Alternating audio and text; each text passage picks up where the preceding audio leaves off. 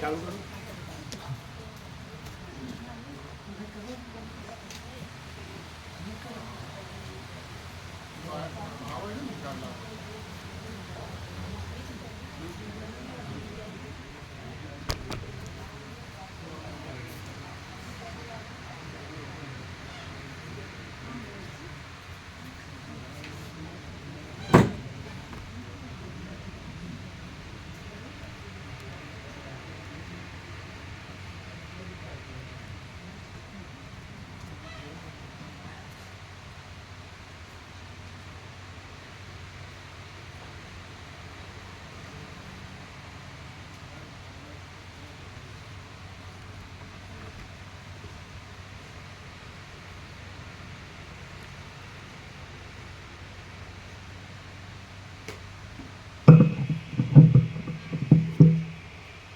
ઓમ ઓમ ઓમ.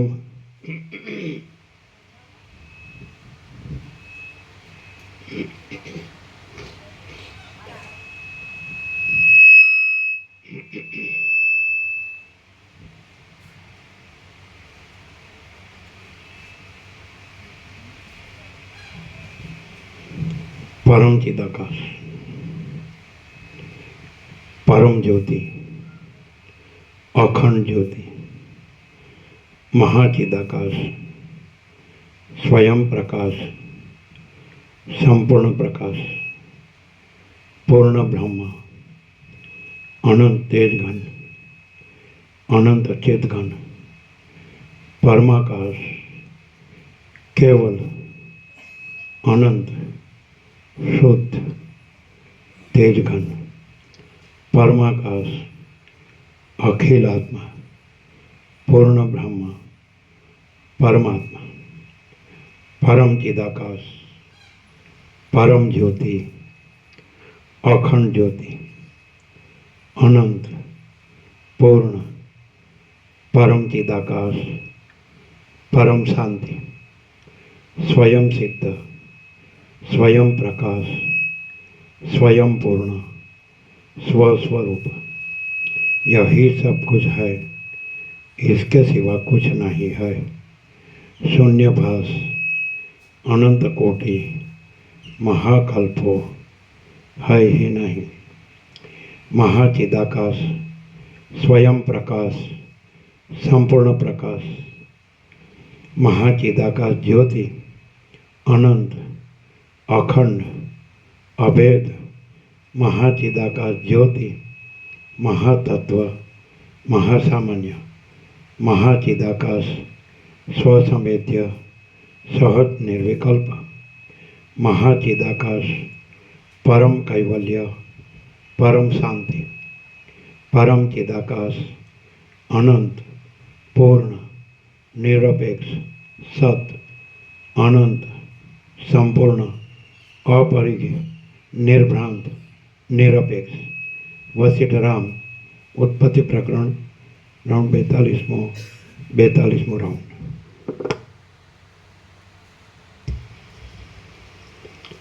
आद्य परब्रह्म सद्गुरु देव की जय। ओम श्री परमात्मने नमः। सद्ग्रंथों में शिरोमणि श्री योगवासिष्ठ महारामायण उत्पत्ति प्रकरण सर्ग 14मो, पेज नंबर 145, पेज नंबर 145, सर्ग 14मो। आ 14मा सर्ग में પૂર્વે વર્ણન કરેલા જીવપણામાં પરિચ્છેદ આદિ સંશયોને યુક્તિથી ટાળીને અવશેષ રહેલી બ્રહ્મની એકતાનું વર્ણન કરવામાં આવશે. વશિષ્ઠ બોલ્યા, એ રીતે જગત અને અહંકાર આદિ કાંઈ પણ દ્રશ્ય ઉત્પન્ન થયું નથી અને ઉત્પન્ન નહીં થયેલું હોવાને લીધે તે મુદ્દલ છે જ નહીં. જે કાંઈ છે તે બ્રહ્મ જ છે. જેમ નિસ્પંદન સમુદ્રના ગર્ભમાં રહેલું જળ તરંગપણાને પ્રાપ્ત થાય છે, તેમ પરબ્રહ્મ પોતે જ પ્રથમ જીવપણાને પ્રાપ્ત થાય છે. હા. વશિષ્ઠ બોલ્યા, એ રીતે જગત અને અહંકાર આદિ કાંઈ પણ દ્રશ્ય ઉત્પન્ન થયું નથી અને ઉત્પન્ન નહીં થયેલું હોવાને લીધે તે મુદ્દલ છે જ નહીં. જે કાંઈ છે તે બ્રહ્મ જ છે. જેમ નિસ્પંદન સમુદ્રના ગર્ભમાં રહેલું જળ તરંગપણાને પ્રાપ્ત થાય છે. તમારી પાસે જ રાખો. એ તો આજે જ આવ્યા છે. તમે જે કાયમ છો એમને બરાબર જોવાનું. તમારે બીજાનું નહીં જોવાનું, તમારું જ જોવાનું. ચાલો. જેમ નિસ્પંદન સમુદ્રના ગર્ભમાં રહેલું જળ તરંગપણાને પ્રાપ્ત થાય છે, તેમ પરબ્રહ્મ પોતે જ પ્રથમ જીવપણાને પ્રાપ્ત થાય છે. એ રીતે જીવપણું ધારણ કરવાથી તેનું બ્રહ્મપણું મટી જતું નથી. ફરીથી લો. હા. એમણે અડધું આમ રાખી દીધું. હા. જુઓ બરાબર. કારણ કે એ પછી સામે પેલા અરુણ પ્રભુ લાવે છે ને, એ કાંઈ ન રહેવું જોઈએ. અરુણ પ્રભુનું અહીં કાંઈ ન આવવું જોઈએ. ચાલો. આમ છે ને આમ છે ને આમ છે ને આમ છે. અહીં શું છે? ચાલો. વશિષ્ઠ બોલ્યા, એ રીતે જગત અને અહંકાર આદિ કાંઈ પણ દ્રશ્ય ઉત્પન્ન થયું નથી અને ઉત્પન્ન નહીં થયેલું હોવાને લીધે તે મુદ્દલ છે જ નહીં. જે કાંઈ છે તે બ્રહ્મ જ છે. જેમ નિસ્પંદન સમુદ્રના ગર્ભમાં રહેલું જળ તરંગપણાને પ્રાપ્ત થાય છે, તેમ પરબ્રહ્મ પોતે જ પ્રથમ જીવપણાને પ્રાપ્ત થાય છે. એ રીતે જીવપણું ધારણ કરવાથી તેનું બ્રહ્મપણું મટી જતું નથી. સંકલ્પરૂપ ચૈતન્યની વૃત્તિ જેમ સ્વપ્નના પર્વત આદિને પ્રિય માને છે, તેમ તે ભ્રાંતિથી આ વિરાટને પણ પ્રિય ધારે છે. આ જે મોટો વિરાટ દેહ છે તે પૃથ્વી આદિથી રહિત છે. સંકલ્પરૂપ ચૈતન્યની વૃત્તિ જેમ સ્વપ્નના પર્વત આદિને પ્રિય માને છે, તેમ તે ભ્રાંતિથી આ વિરાટને પણ પ્રિય ધારે છે. આ જે મોટો વિરાટ દેહ છે તે પૃથ્વી આદિથી રહિત છે, મનોમય જ છે અને સ્વચ્છ ચૈતન્ય માત્ર બ્રહ્મમય જ છે. આ વિરાટ દેહ ઠેકાણા વિનાનો છે અને સ્વપ્નના પર્વત જેવો છે. સ્વપ્નમાં દેખાયેલું નગર જો સ્થિર રહે તો આ વિરાટ સ્થિર રહે એમ છે. ચિતારાના મનમાં રહેલું ચિતરવાનું સૈન્ય જો સ્થિર રહે તો આ વિરાટ તેની ઉપમાને લાયક છે. તે મહાન સ્તંભોમાં વણકોતરેલી પૂતળીઓના સમૂહ જેવો છે. તે બ્રહ્મરૂપ ઉત્તમ સ્તંભમાં વણકોતરેલી પૂતળીરૂપ છે. પહેલાં પ્રજાપતિ બ્રહ્મા કહેવાય છે. તે પણ પૂર્વકાળના કર્મ આદિ કોઈ કારણો નહીં હોવાને લીધે કારણો વિનાના જ છે. પૂર્વકાળના સઘળા બ્રહ્માઓ મહાકલ્પોના અંતોમાં મુક્ત થઈ જાય છે. તે આ કલ્પના બ્રહ્માના પૂર્વકર્મો ક્યાંથી જ હોય. જેમ ભીંત વિનાના દર્પણમાં ભીંતનું પ્રતિબિંબ દેખાય છે, છતાં તે મિથ્યા છે, તેમ બ્રહ્મમાં પ્રતીત થયેલા બ્રહ્મા પણ દેખાતા છતાં મિથ્યા છે. દ્રશ્ય નથી, દ્રષ્ટા નથી, દ્રશ્ય નથી, દ્રષ્ટા નથી, સ્રષ્ટા નથી, તેમ સૃજ્ય પણ નથી. જેમાં સઘળા નામરૂપોની કલ્પના થાય છે એવું એક બ્રહ્મ જ છે. જેમ એક દીવામાંથી અનેક દીવાઓ ઉદય પામે છે, તેમ બ્રહ્મમાંથી અનેક જીવો ઉદય પામે છે.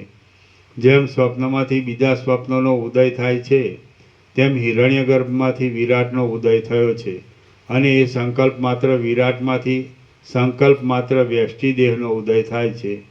આથી વિરાટ અને વ્યષ્ટિ દેહ પૃથ્વી આદિથી રહિત જ છે. પ્રથમ સંકલ્પરૂપ એ એક વિરાટમાંથી જે બીજા સંકલ્પોરૂપ જીવો ઉદય પામે છે, તેમની ઉત્પત્તિમાં બીજા કોઈ સહાયકારી કારણો હોતા નથી. તેથી તે જીવો વિરાટ રૂપ જ છે.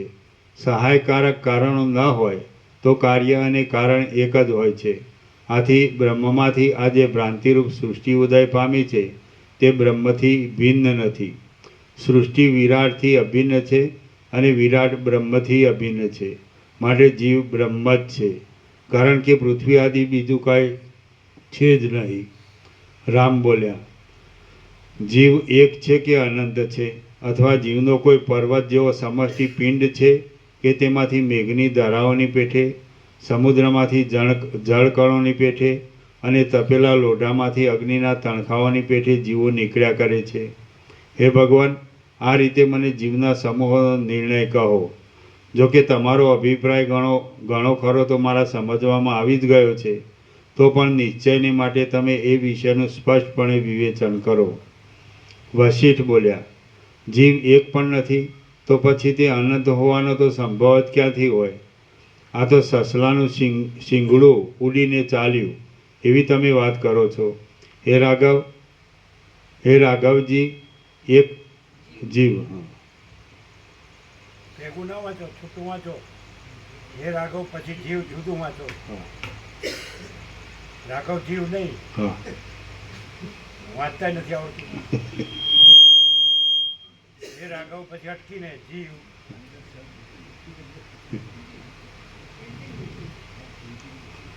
હે રાઘવ, જીવ એક નથી, જીવોના સમૂહો પણ નથી, અને જીવનો પર્વત જેવો કોઈ સમષ્ટિ પિંડ પણ નથી.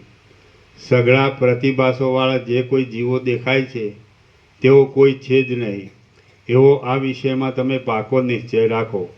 શુદ્ધ ચૈતન્ય માત્ર, નિર્મળ અને વ્યાપક એક બ્રહ્મ જ છે. બ્રહ્મ વિના બીજું કાંઈ છે જ નહીં.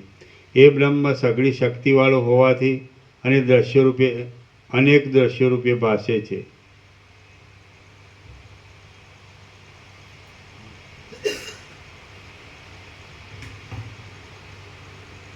એ બ્રહ્મ સઘળી શક્તિઓવાળું હોવાથી અનેક દ્રશ્યો રૂપે ભાસે છે. જેમ લતા પોતાને પ્રથમ કળીઓવાળી દેખે છે અને પછી પ્રફુલ્લિત દેખે છે, તેમ બ્રહ્મ પ્રથમ પોતાના આભાસોના અનુપ્રવેશના ક્રમથી પોતારૂપ દ્રશ્યોને તરત જ સૂક્ષ્મ દેખે છે અને પછી સ્થૂળ દેખે છે. પરબ્રહ્મ જીવ, બુદ્ધિ, ક્રિયા, ચલન, મન, દ્વિત્વ અને એકત્વ ઇત્યાદિ રૂપે પ્રફુલ્લિત થતી પોતાની સત્તાનું અનુસંધાન કરે છે. એવી રીતે સત્તાનું જે પ્રફુલ્લિતપણું થાય છે તે અજ્ઞાનથી જ થાય છે. જો જ્ઞાન થાય છે તો સઘળી સત્તા બ્રહ્મરૂપે જ અવશેષ રહે છે. આત્મબોધથી એ અજ્ઞાન ટળી જાય છે, પણ તે આત્મબોધ બહુ દુર્લભ છે.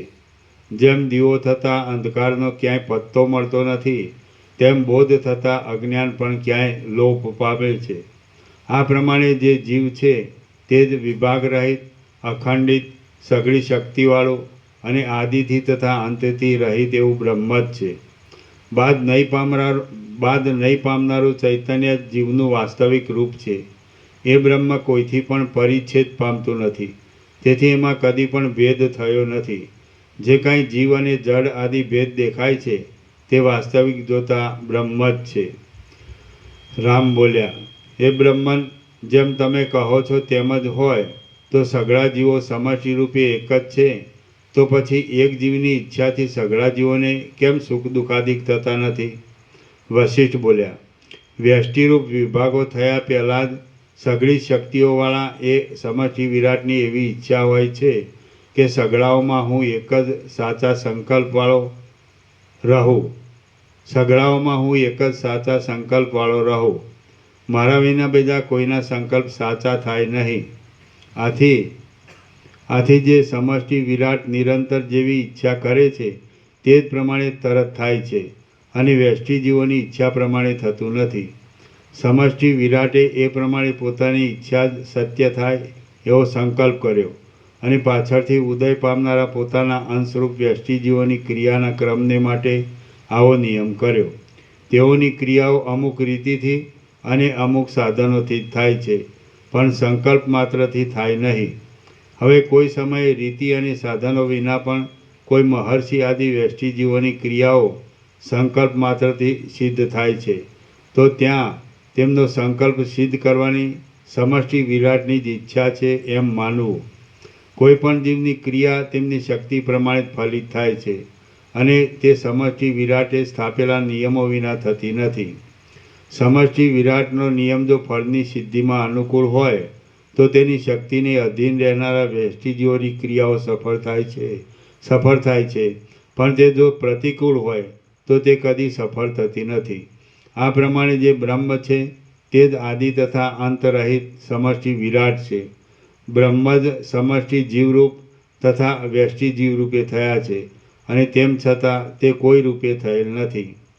દ્રશ્યના અનુસંધાનને લીધે તે જીવ થાય છે અને જન્મ મરણને પામે છે. જો એ અનુસંધાન છૂટી જાય છે તો તે જીવ પાછો પોતાના અખંડ સ્વરૂપમાં જ રહે છે. વ્યષ્ટિ જીવો જો ઉપાસનાના માર્ગે ચાલે છે તો જેમ તાંબુ રસોથી તથા ઔષધોથી પાકીને અનુક્રમે સુવર્ણ થાય છે, તેમ તે સમષ્ટિ વિરાટને પામીને અનુક્રમે બ્રહ્મરૂપ થાય છે.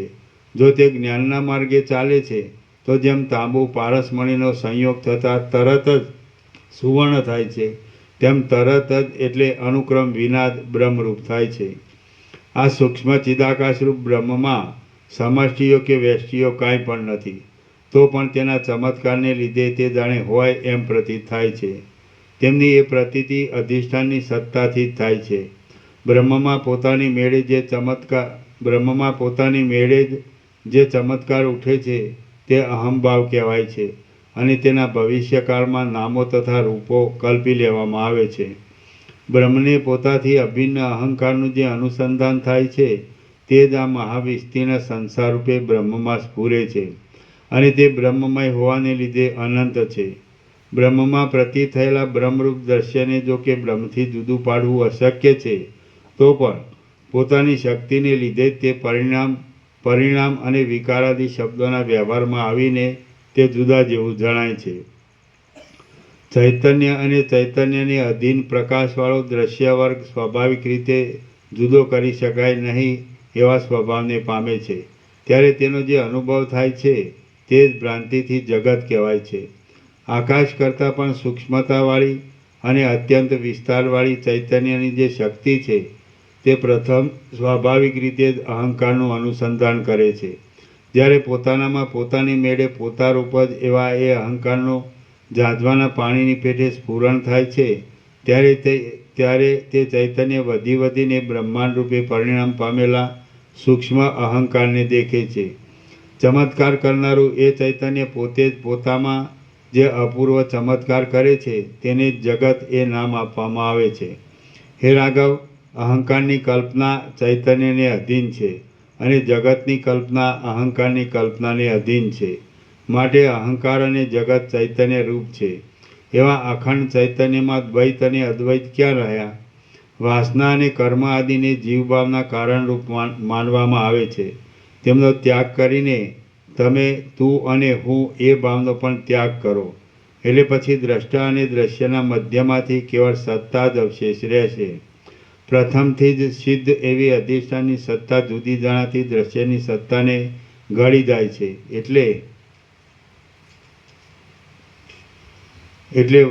એટલે વાદળા ટળી જતાં ઉગતી આકાશની સત્તાની પેઠે એક જ સત્તા ઉદય પામે છે. એ સત્તામાં જગતની સત્તા કે અસત્તા કશું જાણવામાં આવતું નથી. મનની ચેષ્ટારૂપ સૂક્ષ્મ જગત પણ શૂન્ય છે, અને ઇન્દ્રિય આદિના વિષયરૂપ આ સાકાર સ્થૂળ જગત પણ શૂન્ય છે. એ બંને ચૈતન્યના ચમત્કારરૂપ છે, માટે ચૈતન્યથી ભિન્ન કંઈ છે જ નહીં. અવ્યયવાળા પદાર્થોમાં પણ જેના વિલાસરૂપ હોય છે તે તેથી કદી પણ જુદો પડતો નથી. ત્યારે નિરવયવ ચૈતન્યના વિલાસોમાં તો ચૈતન્યથી ભિન્નપણાની વાત જ શી કરવી? ચૈતન્ય સર્વદા દ્રશ્યોથી રહિત છે, નામથી રહિત છે, અને તેનું જે વિસ્તીર્ણ સ્વરૂપવાળું રૂપ છે તે જ સ્ફુરણ પામેલા જગતનું રૂપ છે. મન, બુદ્ધિ, અહંકાર, પ્રાણીઓ, પર્વતો અને દિશાઓ ઇત્યાદિ જે રચનાઓ છે તે સગળી ચૈતન્યની જ રચનાઓ છે, કારણ કે જગતની સ્થિતિ ચૈતન્યરૂપ છે. જગતને ચૈતન્યના ધર્મરૂપ સમજો. જગત વિના ચૈતન્યપણું છે જ નહીં. જો જગત ન હોય તો ચૈતન્ય પોતાના ચમત્કાર વિનાનું જ થઈ જાય. માટે જગતમાં અને ચૈતન્યમાં કહેવા માત્રથી ભેદ છે, પણ વાસ્તવિક ભેદ નથી. એટલે પછી જગતની જુદી સત્તા જ ક્યાં રહી? સ્ફુરણના બીજરૂપી ચૈતન્યમાં તેનો પોતાનો જે ચમત્કાર છે તે જીવ અને તન્માત્રાઓ રૂપ જગત છે. જે અહંકાર છે તે ચૈતન્યની શક્તિનો જ વિલાસ છે. એ વિલાસમાં ચૈતન્યના જ વિલાસરૂપ ચલન ક્રિયા પ્રાપ્ત થાય છે. એટલે તેનું ભવિષ્યકાળમાં જીવ એવું નામ કહેવાય છે. જોકે ચૈતન્ય અને ચૈતન્ય રૂપે પ્રકાશ કરનાર અહંકારાદિ પોતાના વિકારોથી પરિચ્છિન્ન વિભક્ત થઈ જીવાદિ નામ ધારણ કરે છે. તો પણ એ વિકારો મિથ્યા હોવાને લીધે તે પરિચ્છિન્ન રૂપ છે જ નહીં. એટલે જીવમાં અને બ્રહ્મમાં કશો ભેદ જ નથી. ચૈતન્યરૂપ બ્રહ્મને અને ચૈતન્યના વિલાસરૂપ જીવને કશો ભેદ નથી. ચૈતન્યની શક્તિરૂપ હોવાને લીધે ચૈતન્ય કરેલા જેવો જણાતો ચૈતન્યનો જે વિલાસ છે તે જ જીવ કહેવાય છે. જીવ અને જીવોનું મન એ બંને ચૈતન્યના વિલાસરૂપ છે. અને જે મન છે તે જ ઇન્દ્રિયો રૂપે થયેલું છે. માટે એક જ બ્રહ્મ અનેક રૂપે સત્તા પામેલું છે. ચૈતન્યના પ્રકાશની છટારૂપ આ જગત સઘળા ભેદોથી રહિત એવું ચૈતન્ય રૂપ જ છે. કાર્યો અને કારણો આદિ કંઈ પણ બ્રહ્મથી ભિન્ન નથી. આ ઉપરથી હંમેશા એવો નિશ્ચય રાખવો કે હું છેદન પામવાને અશક્ય છું, બળાવાને અશક્ય છું, પલળાવાને અશક્ય છું અને શોષાવાને અશક્ય છું. નિત્ય છું, વ્યાપક છું, અવિનાશી છું અને અચળ છું. પોતપોતાના ભ્રમોથી બીજાઓને ભમાવતા અને વાંધાઓ લેતા વાદીઓ આ વિષયમાં વિવાદ કરે છે. પણ અમને તો ભ્રાંતિ ટળીને આ વિષયનો પાકો નિશ્ચય થયો છે. અજ્ઞાનીઓએ દ્રઢ કરી માનેલા આ સાકાર જગતમાં વિહાર આદિ જુદા જુદા દેખાય છે. વિકાર. અજ્ઞાનીઓએ દ્રઢ કરી માનેલા આ સાકાર જગતમાં વિકાર આદિ જુદા જુદા દેખાય છે. પણ જ્ઞાનીઓએ જગતનો નિષેધ કરીને નિરાકાર અને સર્વના અધિષ્ઠાનનું બ્રહ્મનું દ્રઢ રીતે અનુસંધાન કર્યું છે. તેમાં વિકાર આદિ જુદા જુદા દેખાતા નથી.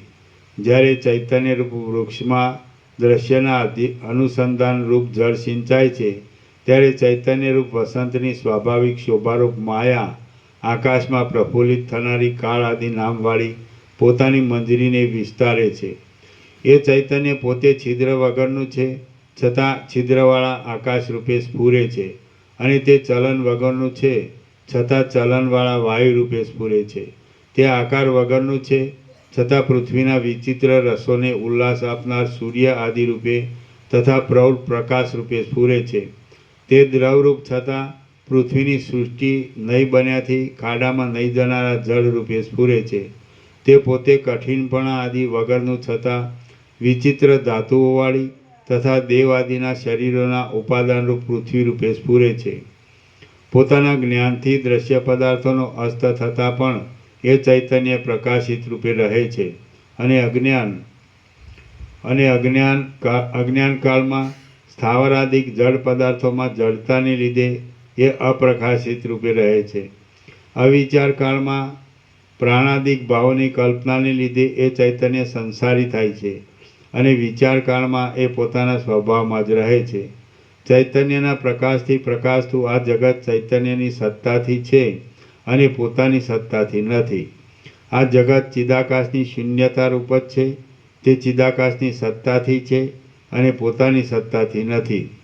ચૈતન્યના પ્રકાશના મહાન રૂપમય આ જગત ચૈતન્યના પ્રકાશની સત્તાથી છે પણ પોતાની સત્તાથી નથી. ચૈતન્યરૂપી વાયુના ચલનરૂપ આ જગત ચૈતન્યરૂપ વાયુની સત્તાથી છે અને પોતાની સત્તાથી નથી. ચૈતન્યરૂપી ઘાટા અંધારાના કાળાપણા રૂપ આ જગત ચૈતન્યરૂપી ઘાટા અંધારાની સત્તાથી સ્ફુરે છે અને પોતાની સત્તાથી સ્ફુરતું નથી.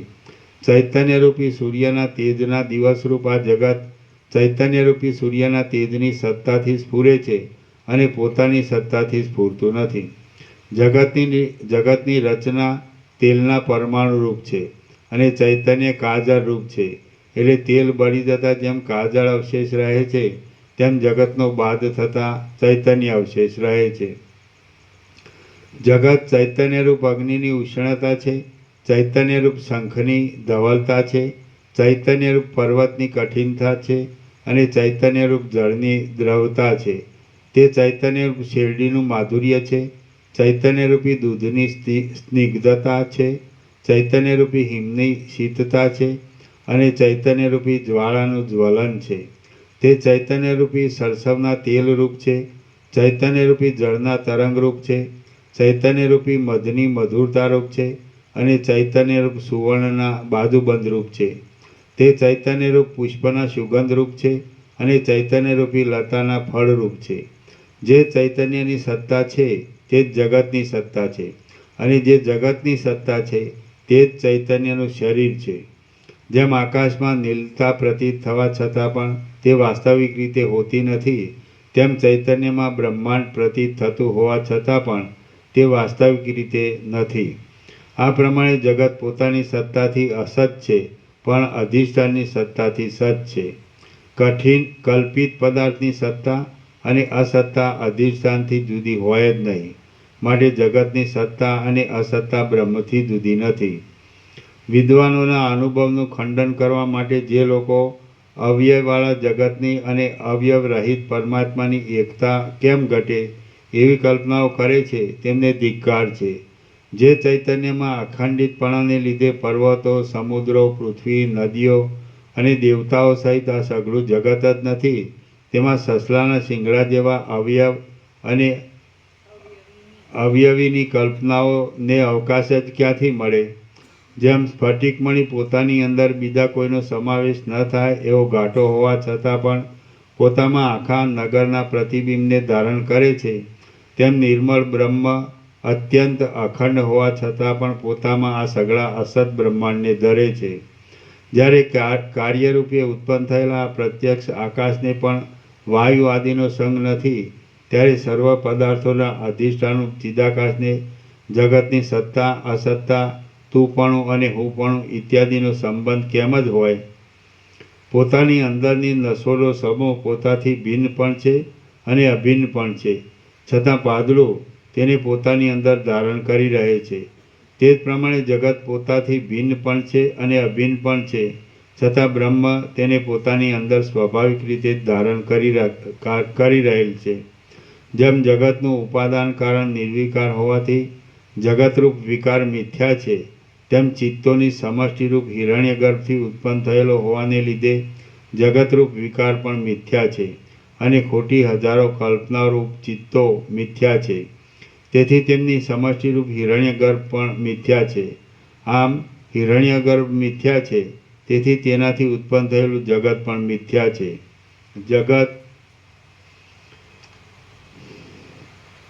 જગત મિથ્યા હોય તો ચૈતન્ય પણ મિથ્યા હોવું જોઈએ એવી વાત કરવાથી ચૈતન્યનું મિથ્યાપણું સિદ્ધ થતું નથી.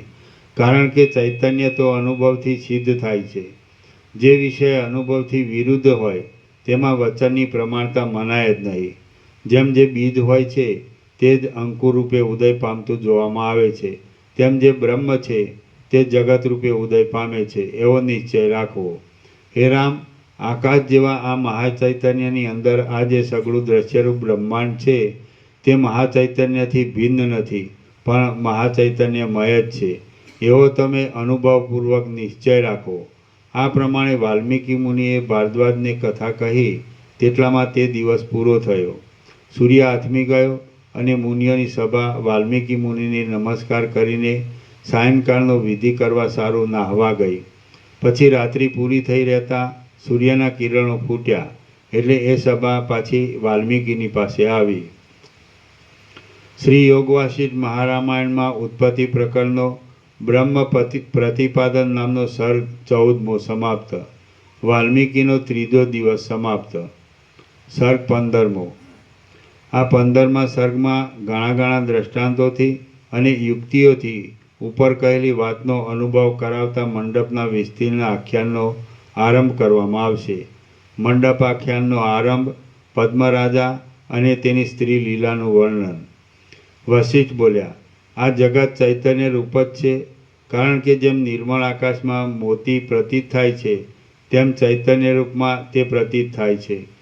જગત ચૈતન્યરૂપ આત્માથી અભિન્ન છે તે વિશે દ્રષ્ટાંતો કહું છું તે સાંભળો. જેમ સ્તંભમાં વગર કોતરેલી પૂતળી પ્રતીત થાય છે તેમ ચૈતન્યમાં ઉત્પન્ન થયા વિનાનું જ બ્રહ્માંડ પ્રતીત થાય છે. ચૈતન્યરૂપ સ્તંભમાં પ્રતીત થતી આ બ્રહ્માંડરૂપ પૂતળી કોતરાયેલી જ નથી, કારણ કે તેનો કોઈ કોતરનાર જ નથી. જેમ સમુદ્રની અંદર રહેલા જળરૂપ સ્વભાવથી ભ્રષ્ટ થયા વિના જ તરંગો રૂપે પ્રતીત થાય છે, તેમ બ્રહ્મમાં જગત પણ બ્રહ્મના સ્વભાવથી ભ્રષ્ટ થયા વિના જ દ્રશ્ય રૂપે પ્રતીત થાય છે. જેમ પરમાણુની પાસે પર્વતો સ્થૂળ છે, તેમ જગતની પાસે ઝાડિયામાં આવેલા સૂર્યના કિરણોની અંદર દેખાતા તૃષ્ણેઓ પણ સ્થૂળ છે. મૂળ લોકોને જગત અત્યંત સ્થૂળ લાગે છે, પણ વિદ્વાનોની દૃષ્ટિમાં તો તે જગત અત્યંત સૂક્ષ્મ છે. તૃષ્ણેઓની સત્તા કિરણોની સત્તાથી હજી જુદી જણાય છે, પણ જગતની સત્તા તો બ્રહ્મની સત્તાથી જુદી અનુભવમાં આવતી જ નથી. બ્રહ્મમાં આ પૃથ્વી આદિ જગત પ્રતીત થાય છે, તો પણ સ્વપ્નના અને સંકલ્પના જગતની પેઠે તે સાચાપણાવાળું છે જ નહીં. જેમ નિર્જળ દેશની નદીમાં જળનો સંભવ નથી, તેમ ચિદાકાશરૂપ આ જગતમાં ભિન્ન આકારનો કદી પણ સંભવ નથી. આ જગત ભિન્ન આકારથી રહિત છે અને સંકલ્પના નગર જેવું છે. જેમ નિર્જળ દેશમાં નદી ભ્રાંતિ રૂપે દેખાય છે, તેમ તેમાં પણ દ્રશ્યતા ભ્રાંતિ રૂપે પ્રતીત થાય છે. બ્રહ્મરૂપ ત્રાજવાના એક પલ્લામાં સ્વપ્નને અને બીજા પલ્લામાં જગતને મૂકવામાં આવે અને કોઈ વિચક્ષણ પુરુષ દાંડીના મધ્યનો ઝીણો સૂયો બરાબર મધ્યબિંદુમાં રહે એવી રીતે જોખી જુએ, તો જગત સ્વપ્નની પેઠે જ ભિન્ન આકારથી રહિત થઈને બ્રહ્મરૂપ થઈ જાય છે. અવિચાર જ જગતને ભિન્ન દેખાડનાર છે. તેને છોડી દેવામાં આવે તો જગત શબ્દના અર્થમાં અને બ્રહ્મ શબ્દના અર્થમાં ભિન્નતા છે જ નહીં. જગત દ્રશ્યતાથી રહિત છે અને ચૈતન્ય માત્ર જ છે. ચૈતન્ય માત્ર જ ચિદાકાશમાં સાક્ષીરૂપ સૂર્યથી જગતનો પ્રકાશ થયા કરે છે. જેમ વાદળાની પાસે સંકલ્પનું વાદળું સૂક્ષ્મ છે, તેમ ચૈતન્યની પાસે જગત સૂક્ષ્મ છે. જેમ સ્વપ્નનું અને સંકલ્પનું જગત જાગ્રતના જગતનું ઉપમાન રૂપ છે, તેમ જાગ્રતનું જગત અને સ્વપ્નના તથા સંકલ્પના જગતનું ઉપમાન રૂપ થઈ શકે એમ છે. એટલે જાગ્રતના જગતમાં અને સ્વપ્નના તથા સંકલ્પના જગતમાં કાંઈ પણ ન્યૂનાધિકપણું નથી. આથી જગત દ્રશ્યતાથી રહિત છે અને બ્રહ્મરૂપ છે. જગત કેવળ આકાશ જ છે, અર્થાત પોતાની સત્તાથી શૂન્ય છે. જેમ આકાશ એટલે શૂન્ય એમ આપણે સમજીએ છીએ, તેમ જગત એટલે પણ શૂન્ય એમ સમજવું. જગત અને આકાશ એ શબ્દો પણ કલ્પિત હોવાને લીધે અધિષ્ઠાન ચૈતન્યથી ભિન્ન નથી. આ પ્રમાણે છે એટલા માટે ચૈતન્યમાં જગત આદિ કાંઈ પણ દ્રશ્ય ઉત્પન્ન થયું જ નથી. તે નામથી રહિત છે, રૂપથી રહિત છે અને જેવું છે તેવું જ છે. આ રીતે ચિદાકાશમાં રહેલું જગત આવરણરૂપ ભિન્ન તૂટી જતાં ચિદાકાશરૂપ થઈ જાય છે. જગત પોતાની સત્તાથી ચૈતન્યના અણુમાત્ર પ્રદેશની પણ સમાન થઈ શકે એમ નથી. જગત ભિન્ન આકારથી રહિત હોવાને લીધે સ્વચ્છ ચૈતન્ય રૂપ જ છે. તે ચિદાકાશમાં ચિદાકાશરૂપ ચિત્ર છે અને સંકલ્પના નગરની પેઠે તે રહેલું છે. આ વિષયમાં શ્રવણના ભૂષણરૂપ એવું આ મંડપનું આખ્યાન હું તમને કહું છું, તે તમે સાંભળો. એ સાંભળવાથી આ વિષય નિસંદેહ રીતે તમારા મનમાં ઠસી જશે. રામ બોલ્યા, હે બ્રહ્મન, સદબોધની વૃદ્ધિને માટે કેટલીક સંબંધવાળી છતાં અનુપયોગી એવી વાતોનો સંક્ષેપ કરીને તમે તુરત મને મંડપનું આખ્યાન સંપૂર્ણ કહો, એટલે મારા બોધની વૃદ્ધિ થાય. વશિષ્ઠ બોલ્યા, આ પૃથ્વીની પીઠમાં કુળની કીર્તિ વધારનારો, પ્રૌઢ સામર્થ્યવાળો, લક્ષ્મીવાળો, ઘણા પુત્રોવાળો અને વિવેકવાળો પદ્મ નામનો એક રાજા હતો. એ રાજા મર્યાદાનું પાલન કરવામાં સમુદ્રરૂપ હતો.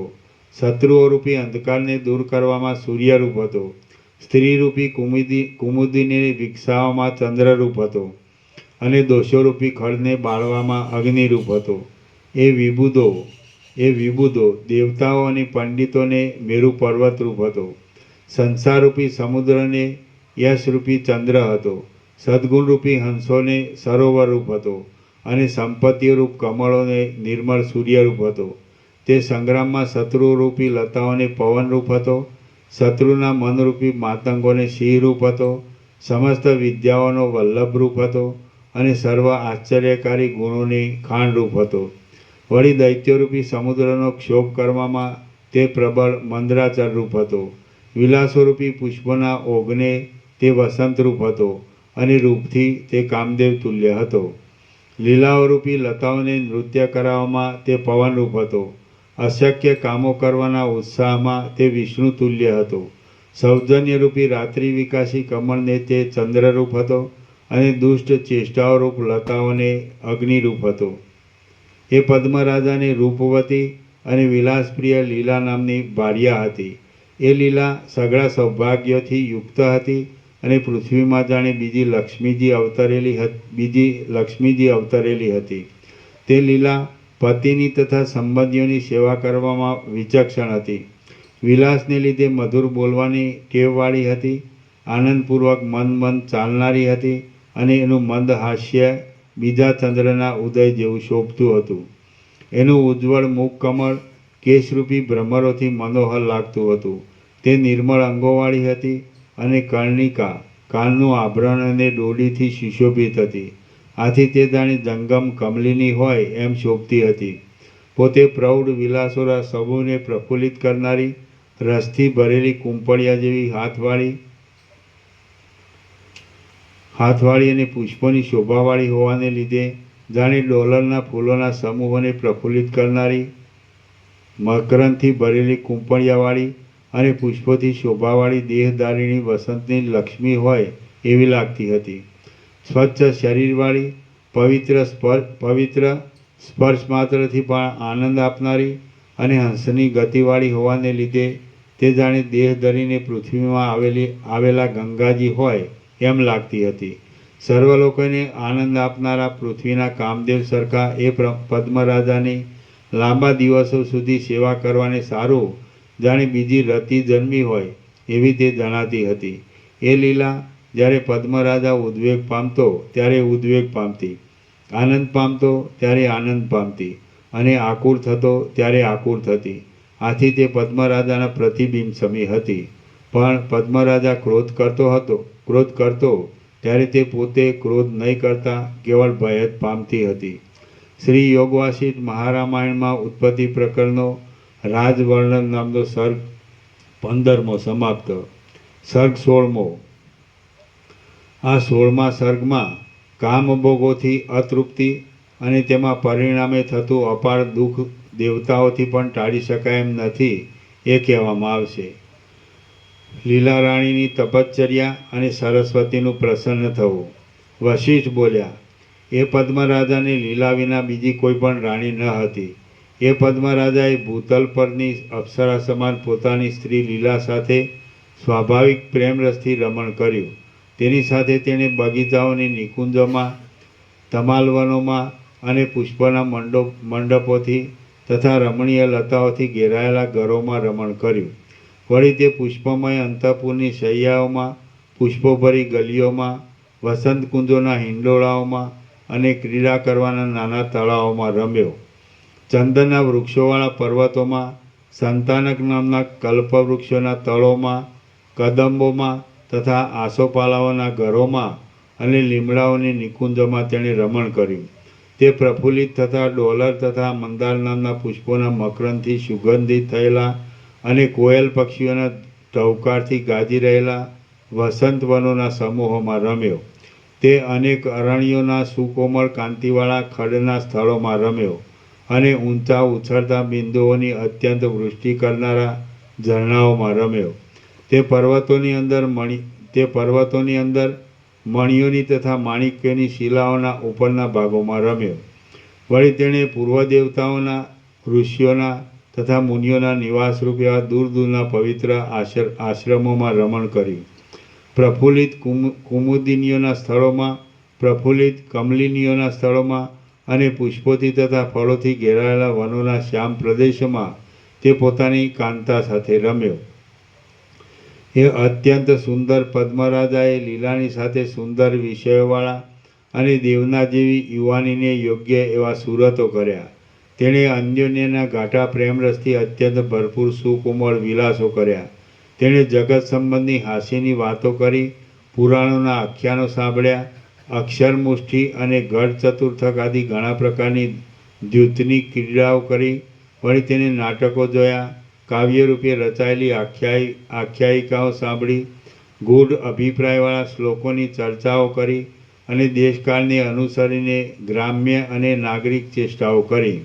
તેણે વિવિધ પ્રકારોથી પુષ્પોની માળાઓ ગૂંથી, અનેક પ્રકારના આભરણો જોડવાની કળાઓ કરી, વિનોદને લીધે શરીરના અવયવો વાળવાની ક્રિયાઓ કરી અને વિચિત્ર રસવાળા ભોજનો કર્યા.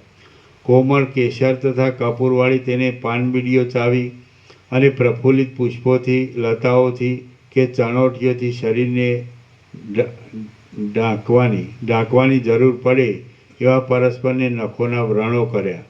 પછવાડેથી દોડીને સ્પર્શ કરવારૂપ વિલાસો કર્યા. માળાઓથી પ્રહાર દેવાની રમતો કરી અને ઘરમાં પુષ્પોના હિંડોળામાં બેસાડીને એકબીજાને ફૂલાવવાની ક્રીડાઓ કરી. તેણે વહાણમાં બેસીને ફરવાના વિનોદ કર્યા. સારી રીતે કેળવેલા બબ્બે ઘોડા, હાથી તથા ઊંટ ઉપર બેસીને જવા આવવાના વિનોદો કર્યા અને બાળ ક્રીડાના વિલાસમાં પરસ્પરને જળથી ભીંજાવવાની રમતો કરી. તેણે નાચો તથા ગાયનો કર્યા. જુદી જુદી કળાઓથી તાલપૂર્વક તાંડવો કર્યા. પરસ્પરને શણગાર ધરાવ્યા. ગાયનની કળાઓ સંબંધી ચર્ચાઓ કરી. ગાયનોના આલાપ કર્યા અને વીણાઓ તથા મૃદંગો વગાડ્યા. તેણે બગીચાઓમાં, નદીઓના કિનારાઓ પરના વૃક્ષોમાં, ઉત્તમ કેડીઓમાં, અંતઃપુરોમાં અને હવેલીઓમાં પ્રફુલ્લિત એવા હિંડોળા કાઢથી હિંચકવાની ક્રીડાઓ કરી. એ પ્રમાણે સુખમાં ઉછરેલી, પરમ પ્રેમવાળી, મનોરથોથી ભરેલી, સુંદર ભ્રમરવાળી પદ્મરાજની તે પ્રિયા લીલા એક સમયે વિચાર કરવા લાગી કે યૌવનના ઉલ્લાસથી ભરેલા અને ભરી લક્ષ્મીવાળા આ મારા પ્રાણાદિક પ્રિયતમ પદ્મરાજ શી રીતે અજર અને અમર થાય? કેવી રીતે ઉન્નત સ્તનવાળી હું કાંતા મારા એ ભરતા સાથે કુસુમ ભવનોમાં 100 યુગના ચિરકાળ સુધી યથેચ્છ રીતે રમણ કરી શકું? હવે મારે તપથી, જપથી, યમોથી અને નિયમોથી એવો યત્ન કરવો કે જેથી આ રજનીનાથ સમા મુખવાળા રાજા અજરા અમર થાય. મારે પ્રથમ તો જ્ઞાનવૃદ્ધ, તપોવૃદ્ધ અને વિદ્યાવૃદ્ધ એવા બ્રાહ્મણોને પૂછવું જોઈએ કે શું કરવામાં આવે તો માણસોનું મરણ ન થાય. એ પ્રમાણે વિચાર કરીને તેણે બ્રાહ્મણોને બોલાવ્યા. તેમનું પૂજન કરીને તથા તેમને પ્રણામ કરીને લીલાએ વારંવાર તેમને પૂછવા માંડ્યું કે હે બ્રાહ્મણો, શી રીતે અમરપણું પ્રાપ્ત થાય? બ્રાહ્મણો બોલ્યા, તપ કરવાથી, જપ કરવાથી અને નિયમો પાળવાથી સિદ્ધિઓ મળે, પણ અમરપણું તો કદી મળે જ નહીં. વશિષ્ઠ બોલ્યા. એ પ્રમાણે બ્રાહ્મણોનું વચન સાંભળીને પતિના વિયોગથી બીતી એ લીલાએ ફરીવાર તુરત પોતાની બુદ્ધિથી જ વિચાર કર્યો કે જો દૈવયોગે પતિના પહેલાં જ મારું મરણ થશે તો હું ચિત્તમાં સર્વ દુઃખોથી રહિત થઈને પરલોકમાં સુખથી રહીશ. પણ જો કદાચ 1000 વર્ષે પણ પતિ મારાથી આગળ જશે તો હું દુઃખી થઈ જઈશ. માટે મારે પતિનો જીવ ઘરમાંથી જતો રહે જ નહીં એમ કરવું. એમ કરવાથી પતિનો જીવ મારા અંતઃપુરના મંડપમાં ફર્યા કરશે અને હું સર્વદા પતિની દ્રષ્ટિ તળે સુખથી રહીશ. એટલે આજથી હું જપ, ઉપવાસો અને નિયમો આદરીશ અને ચૈતન્યરૂપ સરસ્વતી દેવી પ્રસન્ન થાય ત્યાં સુધી હું એ વડે તેમનું પૂજન કરીશ. સુંદરાંગી લીલાએ આ પ્રમાણે નિશ્ચય કર્યો અને પતિને તેની જાણ કર્યા વિના શાસ્ત્ર પ્રમાણે નિયમો રાખીને તે ઉગ્ર તપ કરવા લાગી. 3 અહોરાત્ર પૂરા થઈ રહે ત્યારે તે પારણું કરવા લાગી અને દેવતાઓની, બ્રાહ્મણોની, ગુરુની, પંડિતોની તથા વિદ્વાનોની પૂજા કરવામાં તત્પર રહેવા લાગી. તે સ્નાનમાં, દાનમાં, તપમાં તથા ધ્યાનમાં નિત્ય ઉદ્યોગી રહેતી. સંપૂર્ણ આસ્તિકપણાને લીધે સદાચાર પાળતી અને બીજાઓના દુઃખોને ટાળતી. આમ એ લીલા પોતાની સ્થિતિની પતિને ખબર નહીં પડવા દેતા કાળ, ઉદ્યોગ, શાસ્ત્ર અને ક્રમને અનુસરીને પતિને પણ રાજી રાખવા લાગી. એ પ્રમાણે નિયમો પાળતી એ લીલાએ કષ્ટો વેઠીને પણ 300 અહોરાત્ર સુધી અવિચ્છિન્ન તપ કર્યું. આમ 300 અહોરાત્ર પૂરા થયા અને બાહ્ય ઉપચારોથી તથા માનસિક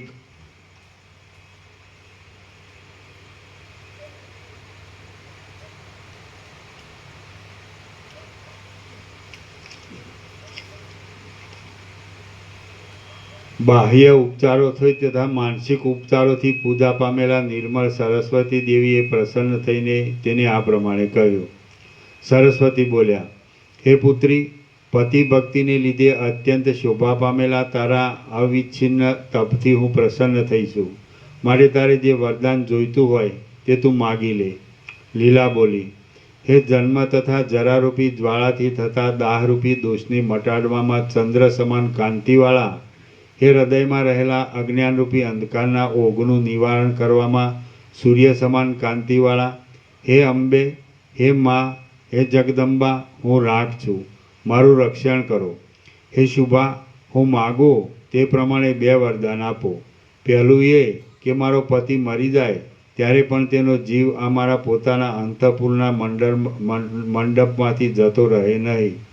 બીજું, હે મહાદેવી, હું એ માગું છું કે વરદાન લેવા સારું દર્શનને વાસ્તે હું જ્યારે તમારી પ્રાર્થના કરું ત્યારે તમારે મને દર્શન આપવા. વશિષ્ઠ બોલ્યા, એ પ્રમાણે લીલાના વચનો સાંભળીને જગદંબા સરસ્વતીએ તને એ પ્રમાણે થશે એમ વર આપ્યો. અને જેમ સમુદ્રમાં તરંગ ઉઠીને પોતાની મેળે જ અંતર્ધાન થઈ જાય તેમ તે અંતર્ધાન થઈ ગયા. આમ જેને ઈષ્ટ દેવતાનો પ્રસાદ થયો હતો તે રાજરાણી લીલા જેમ ગાયન સાંભળવાથી હરિણી આનંદ પામે તેમ સરસ્વતીના વચનોથી આનંદ પામી. પછી કાળરૂપી ચક્ર કે જે પક્ષ, માસ તથા ઋતુરૂપી કુંડળીવાળું છે, દિવસોરૂપી આરાઓવાળું છે, વર્ષરૂપી ધરીવાળું છે, ક્ષણરૂપી વચલા છિદ્રોવાળું છે અને સૂર્ય આદિની ગતિઓમય છે તે ચાલ્યા કરતું હતું. ત્યાં કોઈક સંગ્રામમાં ઘવાયેલા તેના પતિ પદ્મરાજની ચેતના સુકાયેલા પાંદડાના રસની જેમ જોતજોતામાં જ લિંગ શરીરમાં અસ્ત પામી ગઈ. આમ અંતઃપુરના મંડપમાં એ રાજા મરણ પામ્યો. એટલે જળ વગરની કમલિનીની જેમ લીલા પણ બહુ જ કરમાઈ ગઈ. તેના હોઠરૂપી પલ્લવો ઝેર જેવા ગરમ નિશાસાઓથી વિવર્ણ થઈ ગયા અને શરીરમાં કાંટો ભોકાયો હોય એવી હરિણીની પેઠે મરવા જેવી અવસ્થાને પ્રાપ્ત થઈ. જેમ દીવાથી ઝળકાટ મારતી ઘરની શોભા દીવાની શિખા લગાડ પણ ક્ષીણ થઈ જાય છે તો અંધકારમય થઈ જાય છે, તેમ તે લીલા પણ પતિનું મરણ થતાં મૂર્છિત થઈ ગઈ અને અંધકારમય થઈ ગઈ. જેમ પ્રવાહનો નાશ થતાં ખારાથી દૂસરી થયેલી નદી દુબળી પડી જાય છે તેમ પતિનું મરણ થતાં રસરહિત થયેલી એ લીલા ક્ષણ માત્રમાં દુબળી થઈ ગઈ. પતિના વિયોગને લીધે એ લીલા ચકવીની પેઠે જરાવારમાં ચીસો પાડતી, જરાવારમાં મૂંગી રહેતી અને મરવા પડી હોય એવી થઈ ગઈ. પછી જળનો દરો સુકાઈ જવાથી અત્યંત વિભર થયેલી માછલી ઉપર જેમ પહેલી મેઘવૃષ્ટિ દયા કરે છે તેમ પતિના મરણથી અત્યંત વિહ્વર થયેલી તે લીલા ઉપર ચૈતન્યમાં પ્રકટ થયેલા દયાળુ સરસ્વતીએ દયા કરી. સરસ્વતીએ લીલાનું આશ્વાસન કરીને તેને આગળ પ્રમાણે કહ્યું. શ્રી યોગ વાસિષ્ઠ મહારામાયણમાં ઉત્પત્તિ પ્રકરણમાં મંડપાખ્યાન સંબંધનો રાગની પરિવેદન નામનો સર્ગ 16મો સમાપ્ત. સર્ગ 17મો. આ 17મા સર્ગમાં નવીન અને પ્રાચીન એ બંને સૃષ્ટિઓ મનના વિલાસ માત્ર છે એમ નિરૂપણ કરવામાં આવશે. મંડપાખ્યાન નવીન અને પ્રાચીન સૃષ્ટિ મનોવિલાસ માત્ર છે. સરસ્વતી બોલ્યા, હે પુત્રી, આ સબરૂપ થયેલા તારા ભર્તાને તું પુષ્પોના સમૂહમાં ઢાંકીને રાખી મૂક. પછી તું એ ભર્તાને પ્રાપ્ત થઈશ. પુષ્પો કરમાશે નહીં અને આમ શરીર પણ બગડશે નહીં. થોડા સમયમાં પાછો એ તારો પતિ જીવતો થશે. આકાશની પેઠે નિર્મળતાવાળો એનો જીવ આ તારા અંતઃપુરમાં મંડપમાંથી તુરંત નીકળી જશે નહીં. વશિષ્ઠ બોલ્યા, એ પ્રમાણે સરસ્વતીના વચનો સાંભળીને એ લીલાને ધીરજ આવી. પછી જેમ જળ આવીને કમલિનીનું આશ્વાસન કરે છે તેમ બંધુઓએ આવીને તેનું આશ્વાસન કર્યું.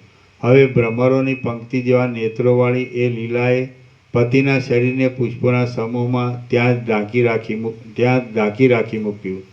જેમ કોઈ દરિદ્ર સ્ત્રી ધન મળતા સ્થિરતા રાખીને રહે, તેમ તે પણ કાંઈક સ્થિરતા રાખીને રહી. એ જ દિવસે અર્ધરાત્રિના સમયમાં સઘળા પરિજનો નિદ્રાથી અત્યંત ઊંઘી ગયા. એ પછી લીલાએ દુઃખને લીધે જ્ઞાનરૂપ સરસ્વતી દેવીને શુદ્ધ ધ્યાનવાળી બુદ્ધિથી અંતઃપુરના મંડપમાં બોલાવ્યા. એટલે સરસ્વતીએ ત્યાં આવી તેને નીચે પ્રમાણે કહ્યું. સરસ્વતી બોલ્યા, હે પુત્રી, તે મારું કેમ સ્મરણ કર્યું છે? તું શા માટે શોક કરે છે? જેમ જાજવાના પાણી મિથ્યા હોવા છતાંય પ્રતીત થાય છે, તેમ સંસારની ભ્રાંતિઓ પણ મિથ્યા હોવા છતાં પ્રતીત થાય છે. લીલા બોલી, મારો પતિ હમણાં ક્યાં રહ્યો છે?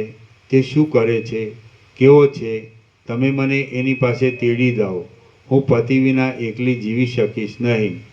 સરસ્વતી બોલ્યા, હે સુંદરમુખી, એક વાસનામય ચિત્તાકાશ છે, બીજું શુદ્ધ ચિદાકાશ છે, અને ત્રીજું આ વ્યવહારિક આકાશ છે.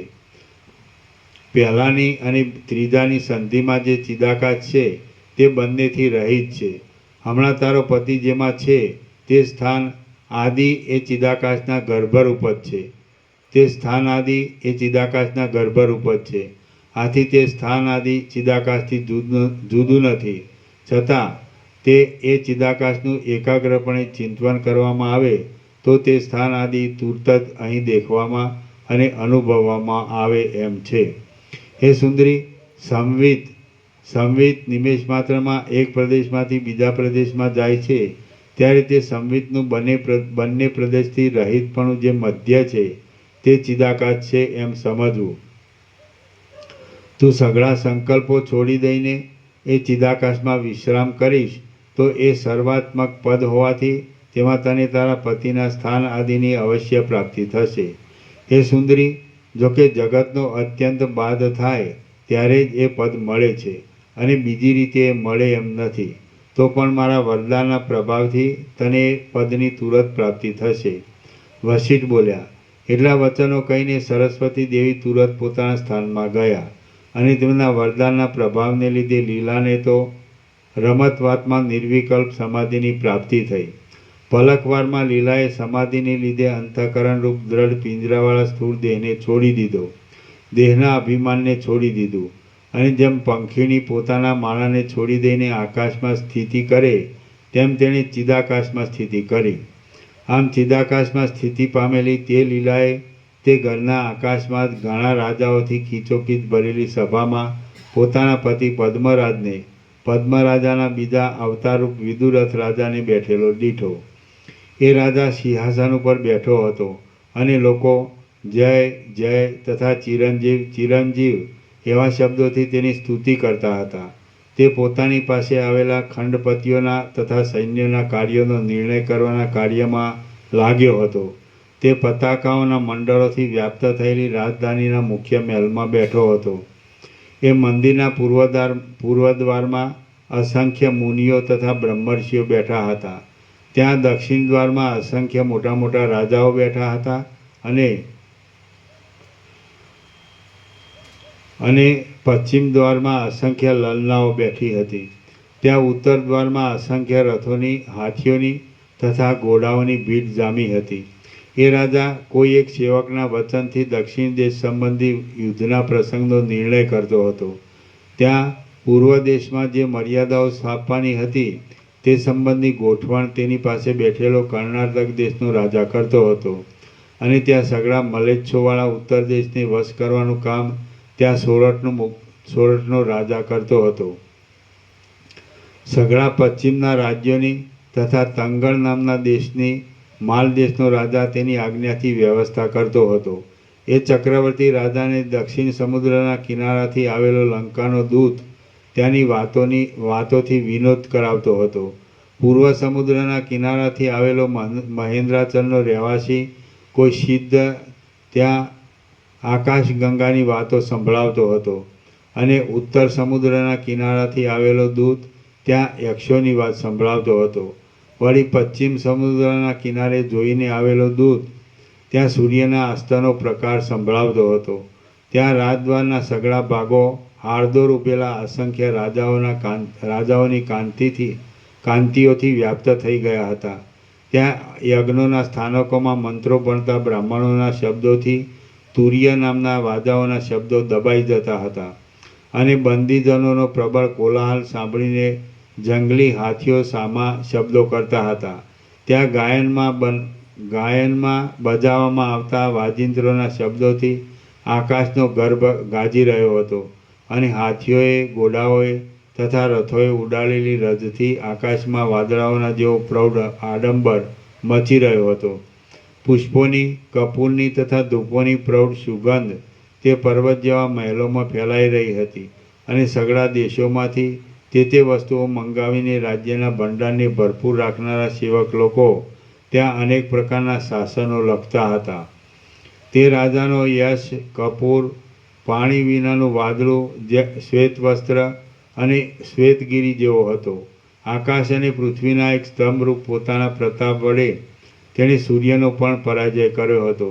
ત્યાં સામંત રાજાઓ પ્રબળ આરંભવાળા મોટા મોટા કામોમાં વ્યગ્ર થઈ રહ્યા હતા અને મોટા મોટા કારીગર લોકો અનેક પ્રકારના નગરના બાંધકામો કરવામાં તત્પર થઈ રહ્યા હતા. પ્રૌઢ આડંબરવાળી અને વાસનામય એવી તે લીલા રાણી જેમ ઝાકળ આકાશમાં પ્રાપ્ત થાય તેમ વાસનામય એવી તે ઉપર જણાવેલી સભામાં પ્રાપ્ત થઈ. જેમ પુરુષો સંકલ્પ માત્રથી રચાયેલી સ્ત્રીને દેખે નહીં તેમ સભાસદોએ પોતાની આગળ ફરતી તે લીલા રાણીને જોઈ નહીં. જેમ એકના સંકલ્પથી રચાયેલી નગરીને બીજાઓ જોઈ શકતા નથી તેમ સભાસદોએ પોતાની આગળ સંચરતી તે લીલાને જોઈ નહીં. જાણે રાજાની સાથે એક નગરમાંથી બીજા નગરમાં આવેલા હોય એવા આગળના પોતાના સઘળા રાજકીય પુરુષોને ત્યાં લીલાએ સભામાં બેઠેલા દીઠા. ત્યાં જેવા પોતાના દેશમાં હતા તેવા જ અનોખી તેવી જ રીતભાતવાળા તેના તે પુત્રોને, તેની તે પુત્રવધુઓને, તેના તે મંત્રીઓએ, તેના તે રાજાઓને, તેના તે પંડિતોને, તેના તે હાસ્યરસ ઉપજાવનારાઓને અને તેના તે સેવકોને લીલાએ દીઠા. વળી તેણે ત્યાં બીજા કેટલાક નવા પંડિતોને, નવા સંબંધીઓને, નવા વ્યવહારોને અને નવા નગરજનોને પણ દીઠા. ત્યાં તેણે દિવસના મધ્યાહનકાળમાં દિશાઓને ઘાટા દાવાનળથી વ્યાપ્ત થયેલી દીઠી અને અંતરિક્ષને ચંદ્ર, સૂર્ય, મેઘના શબ્દો, પવનના સુસવાટા, પર્વતો, નદીઓ, વૃક્ષો, નગરો, મોટા નગરો, અનેક પ્રકારના નગરોની પેઠે રચાયેલા જંગલો તેમજ ગામડાથી ભરી ભરી દીઠું. આગળની જરાથી રહિત થઈને 16 વર્ષની અવસ્થાને પ્રાપ્ત થયેલા રાજાને સઘળા આગળના સભાસદ આદિને અને સઘળા આગળના ગામના રહેવાસીઓને જોઈને લીલા વિચારમાં પડી ગઈ કે જૂના નગરના રહેવાસીઓ સઘળા મરી ગયા હશે કે શું? એટલામાં તો સરસ્વતીના પ્રસાદથી સમાધિમાંથી વ્યુત્થાન થયું. એટલે લીલા ક્ષણ માત્રમાં આગળના અંતઃપુરમાં આવી. ત્યાં તેણે અર્ધરાત્રે ઊંઘી ગયેલા તે માણસોને તેમના તેમ જ દીઠા. પછી લીલાએ નિદ્રાથી ઘેરાયેલી સખીઓને ઉઠાડીને કહ્યું કે અહીં હું દુઃખથી બહુ પીડાઉં છું, એટલા માટે મને સભામાં લઈ જાઓ. હું મારા પતિના સિંહાસનની પાસે ઊભી રહું અને ત્યાં અનેક સભાસદોને જોઉં તો જ જીવતી રહું, નહીં તો જીવીશ નહીં. એ પ્રમાણે લીલાએ આજ્ઞા કરી. એટલે રાજકીય પરિવાર અનુક્રમે નિદ્રામાંથી જાગ્યો અને જાગીને પોતપોતાના કાર્યો કરવામાં પરોવાયો. જેમ સૂર્યના કિરણો પૃથ્વીમાં વ્યવહારો ચલાવવા સારું જાય છે તેમ અનેક છડીદારો, નગરજનો અને સભાસદોને બોલાવા ગયા. જેમ શરદ ઋતુના દિવસો વર્ષા ઋતુના વાદળાથી મલિન થયેલા આકાશને સાફ કરે છે તેમ સેવક લોકોએ ઘણી ઉતાવળથી સભાની ભૂમિને સાફ કરી નાખી. આંગણામાં કરવામાં આવેલા અને અંધકારરૂપી જગતને પી જનારા દીવાઓ જાણે આશ્ચર્ય જોવાને માટે આકાશમાંથી નક્ષત્રો આવેલા હોય તેમ ત્યાં શોભવા લાગ્યા. જેમ સૃષ્ટિનો પ્રથમ સમય પ્રલયકાળમાં સુકાઈ ગયેલા સમુદ્રને જળથી ભરપૂર કરી દે છે તેમ આવવા લાગેલા લોકોએ પોતાના સમૂહોથી સભાના પ્રદેશોને ભરપૂર કરી દીધા. જેમ ત્રૈલોક્ય ફરીવાર ઉત્પન્ન થતાં લોકપાલો પોતપોતાની દિશામાં આવે છે, તેમ સારા સ્વભાવવાળા મંત્રીઓ અને સામંતો સભામાં પોતપોતાના સ્થાનકો પર આવ્યા. વેરેલા કપૂરની પેઠે ઘાટી હિમની કણીઓથી શીતળતાવાળા અને પ્રફુલ્લિત પુષ્પોમાંથી નીકળતી સુગંધથી પુષ્ટ થયેલા વાયુઓ ત્યાં વાવા લાગ્યા. જેમ સુગ્રીવને માટે ઋષ્યમુખ પર્વતની સમીપમાં રહેનારા તેના પિતા સૂર્યના તાપથી તપી ગયેલા વાદળાઓ આસપાસના પર્વતો પર સ્થિતિ કરે, તેમ ધોળા વસ્ત્રોવાળા દ્વારપાળો સભાના આસપાસના પ્રદેશોમાં ઊભા રહ્યા. જેમ તીવ્ર પવનને લીધે સ્થાનકોમાંથી ભ્રષ્ટ થઈને તારાઓના સમૂહો ખરે, તેમ પોતાની કાંતિથી અંધકારોના સમૂહોને પીનારા પુષ્પોના સમૂહો પૃથ્વી પર પડવા લાગ્યા. જેમ પ્રફુલ્લિત કમળોથી વ્યાપ્ત થયેલા સરોવરોને હંસો પોતાનાથી ભરપૂર કરી મૂકે, તેમ રાજાના અનુચરોએ એ સભાને ભરપૂર કરી મૂકી. જેમ કામદેવથી વિકાર પામેલા ચિત્ત પર શૃંગારની ચેષ્ટાઓ બેસે, તેમ રાજાના સિંહાસનની સમીપ રહેલા સુવર્ણમય નવા વિચિત્ર આસન પર લીલા બેઠી. ત્યાં લીલાએ આગળના સગળા રાજાઓને, ગુરુઓને, આર્યકોને, મિત્રોને, સભાસદોને, સંબંધીઓને અને બાંધવોને આગળની પેઠે જ બેઠેલા જોયા. આમ રાજાના સગળા દેશી લોકોને આગળની પેઠે જ બેઠેલા જોઈને લીલા બહુ આનંદ પામી અને પતિના જીવનની આશાને લીધે ઉદય પામેલી શોભાથી તે ચંદ્રની પેઠે શોભવા લાગી. શ્રી યોગવાસિષ્ઠ મહારામાયણમાં ઉત્પત્તિ પ્રકરણનો લીલાના આખ્યાન સંબંધી સંદેહ રાષ્ટ્ર વર્ણન નામનો સર્ગ 17મો સમાપ્ત. સર્ગ 18મો. આ 18મા સર્ગમાં દ્રશ્યપણને લીધે સમાધિમાં દેખાયેલી સૃષ્ટિનું અને પ્રથમની સૃષ્ટિનું મિથ્યાપણું સરખું છે અને તેઓ ચૈતન્યમાં જ રહેલી છે એ કહેવામાં આવશે. લીલા અને સરસ્વતીનો સંવાદ, બંને સૃષ્ટિની સમાનતા. વશિષ્ઠ બોલ્યા, મારું ચિત્ત અત્યંત દુઃખદાયી થઈ પડ્યું છે. તેને હું સભામાં આવવા આદિ ઉપાયોથી આશ્વાસિત કરું છું. એમ રાજાઓને અંગોની ચેષ્ટાઓ પરથી સમજાવીને લીલા સભામાંથી ઉઠી. ત્યાંથી ઉઠીને તે અંતઃપુરમાં ગઈ અને અંતઃપુરના મંડપમાં પુષ્પોથી ઢાંકી રાખેલા પતિના શબની પાસે બેસીને તે ચિત્તમાં વિચાર કરવા લાગી કે અહો, આ અમારા નગરના માણસો અહીંથી બહારના પ્રદેશમાં રહ્યા છે અને અંદરના પ્રદેશમાં પણ રહ્યા છે, માટે આ કોઈ વિચિત્ર માયા છે. તાડી, તમાલ અને હિંતાલ નામના વૃક્ષોથી વ્યાપ્ત થયેલા આ પર્વતો પણ જેમ ત્યાં છે તેમ અહીં પણ છે, માટે આ કોઈ વિસ્તીર્ણ માયા જણાય છે. જેમ અરીસામાં બહાર તથા અંદર પણ પર્વતનો અનુભવ થાય છે, તેમ ચૈતન્યની અંદરના અને બહારના પ્રદેશોમાં પણ એવી ને એવી સૃષ્ટિનો અનુભવ થાય છે. તો તેમાં કઈ સૃષ્ટિ ખોટી છે અને કઈ ખરી છે એ વિશે સરસ્વતીનું પૂજન કરીને હું તેમને પૂછી જોઉં, એટલે મારો સંશય ટળે. આ પ્રમાણે નિશ્ચય કરીને લીલાએ સરસ્વતીનું પૂજન કર્યું. એટલે તેણે કુમારિકાનું રૂપ ધારણ કરીને સન્મુખ પધારેલા સરસ્વતીના દર્શન કર્યા. ભદ્રાસન ઉપર બિરાજેલા એ ચૈતન્ય શક્તિરૂપ સરસ્વતીની સામે ધરતી પર બેસીને લીલાએ તેમને નીચે પ્રમાણે પૂછ્યું. લીલા બોલી, હે દેવી, સૃષ્ટિના આરંભમાં તમે જ ઉત્તમ મર્યાદા સ્થાપી છે કે જેના ઉપર દયા કરવાની હોય એવા સેવકજનની વિનંતી મહાત્માઓ કશી પણ ઉતાવળ કર્યા વિના સાંભળે છે. માટે હું તમને પ્રણામ કરીને જે કાંઈ પૂછું છું તેનો મને યથાર્થ ઉત્તર મળવો જોઈએ. હે પરમેશ્વરી, તમે મારા ઉપર જે અનુગ્રહ કર્યો તે સફળ થજો. આ જગત નામના પદાર્થનો અરીસો આકાશ કરતાં પણ અત્યંત નિર્મળ છે અને તેના સ્વરૂપમાં કરોડો યોજનો પણ એક નાના સરખા અવયવરૂપ છે. તે વાણીથી અગમ્ય છે, પ્રકાશમય છે, મૂર્તિરહિત હોવાને લીધે મૃદુ છે, સુશીલ છે, નામથી અખંડ ચૈતન્ય કહેવાય છે, ભેદથી રહિત છે અને સઘળા વ્યવહારોમાં પહેલાંથી સ્ફુરનાર છે. દિશાઓ, કાળ, સઘળા કાર્યોની ઉત્પત્તિ, તેમને રહેવાનો અવકાશ, તેમના પ્રકાશ અને વ્યવહારના ચોક્કસ નિયમો એ બધા અત્યંત વિસ્તીર્ણ વિચિત્રપણાને પામીને તેની અંદર પ્રતિબિંબની પેઠે સ્ફુરે છે. એ ચૈતન્યરૂપ અરીસાની બહાર તેમજ અંદર સૃષ્ટિ રહી છે. એમ સમાધિથી મારા અનુભવમાં આવી છે. તો એ બે સૃષ્ટિઓમાં ખોટી સૃષ્ટિ કઈ છે અને ખરી સૃષ્ટિ કઈ છે? દેવી બોલ્યા, હે સુંદરી, એમાંથી તને કઈ સૃષ્ટિ સાચી લાગે છે અને કઈ સૃષ્ટિ ખોટી લાગે છે તે તું મને યથાર્થ રીતે કહે. લીલા બોલી, હે દેવેશ્વરી, હું અને તમે અહીં બેઠા છીએ તે સાચી સૃષ્ટિ છે એમ હું જાણું છું. હે દેવી, મારા પતિ હમણાં જે સૃષ્ટિમાં છે તે ખોટી સૃષ્ટિ છે એમ હું માનું છું. કારણ કે હે અંબિકા, નવી સૃષ્ટિ શૂન્ય છે અને પૂરતા દેશકાળ વિનાની છે. દેવી બોલ્યા, એ નવી સૃષ્ટિ પણ કારણ વિનાની હોય જ નહીં. માટે તેના કારણ વિશે વિચાર કરતાં બીજું કાંઈ પણ કારણ નહીં મળવાથી આ જૂની સૃષ્ટિને જ તેના કારણરૂપ માનવી પડે છે.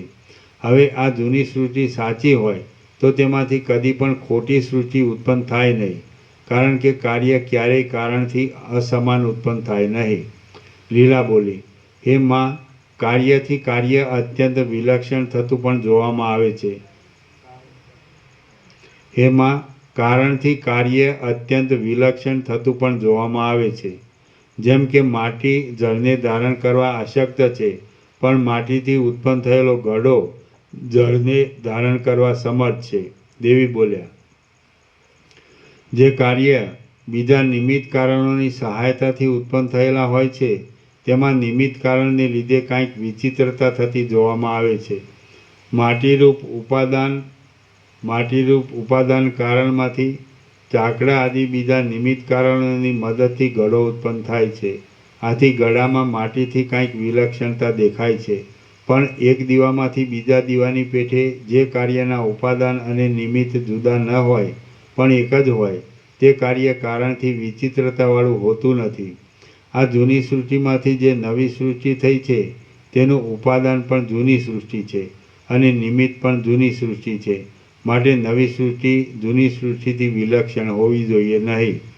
આમ છે એટલા માટે જૂની સૃષ્ટિ અને નવી સૃષ્ટિ બંને મિથ્યા છે.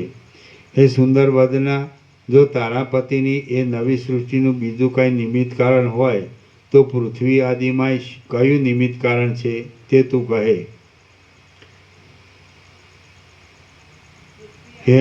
હે સુંદર વદના, જો તારા પતિની એ નવી સૃષ્ટિનું બીજું કાંઈ નિમિત્ત કારણ હોય તો પૃથ્વી આદિમાંથી કયું નિમિત્ત કારણ છે તે તું કહે. જો તેમાં પૃથ્વી નિમિત્ત કારણ હોય તો કાર્યને ઉત્પન્ન કરવા માટે પૃથ્વી અહીંથી ઉડીને ત્યાં જવી જોઈએ. તો પછી તે પૃથ્વી અહીં ક્યાંથી રહે? આમ છે એટલા માટે આ જૂની સૃષ્ટિના અનુભવના સંસ્કાર માત્રથી જ ત્યાં નવી સૃષ્ટિ ઉત્પન્ન થઈ છે. અને એ કારણરૂપ સંસ્કાર માત્રને સહાયતા આપનારા બીજા કોઈ નિમિત્ત કારણો છે જ નહીં. આમ નિમિત્ત કારણો નથી છતાં પણ જો નિમિત્ત કારણો હોવા જ જોઈએ એવો આગ્રહ હોય તો સંસ્કાર માત્રને નિમિત્ત કારણરૂપ માની લે.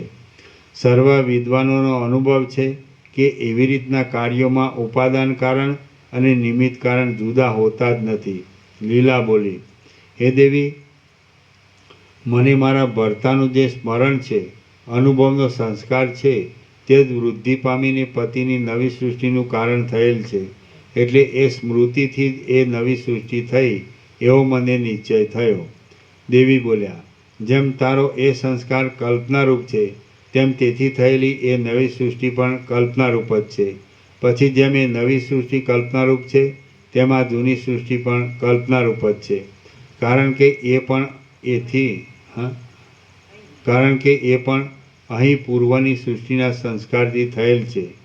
લીલા બોલી, મારા પતિની નવી સૃષ્ટિ કલ્પનારૂપ જ થઈ છે તો એ દ્રષ્ટાંતથી આ સૃષ્ટિને પણ હું કલ્પનારૂપ જ માનું છું. દેવી બોલ્યા, હે પુત્રી, હવે તને જે નિશ્ચય થયો તે સાચો છે. જેમ તારા પતિની નવી સૃષ્ટિ ખોટી છતાં પણ તે પદાર્થોથી શોભતી હતી તેમ આ સૃષ્ટિ પણ ખોટી છતાં જ તે પદાર્થોથી શોભે છે. આ વાત હું અનુભવ સિદ્ધ કહું છું. લીલા બોલી, આ સૃષ્ટિના સંસ્કારમાંથી મારા પતિની ભ્રમરૂપ અને પદાર્થો વગરની નવી સૃષ્ટિ શી રીતે થઈ તે મને કહો, એટલે જગત વિશેની ભ્રાંતિ ટળી જાય. દેવી બોલ્યા, સ્વપ્નની પેઠે ભ્રાંતિ સ્વરૂપ આ સૃષ્ટિ જે રીતે પૂર્વ સૃષ્ટિના સંસ્કારથી થઈ છે તે હું તને કહું છું, તું તે સાંભળ. એથી તને નવી સૃષ્ટિનો પ્રકાર પણ સમજાઈ જશે. ચિદાકાશમાં કોઈ એક સંસારરૂપી મંડપ છે અને તે કાચના કટકાના જેવી શ્યામતાવાળા આકાશથી ઢંકાયેલો છે. એમાં મેરુ પર્વતરૂપી થાંભલો છે. અનંતમાં લોકપાલો રૂપ તથા તેમાં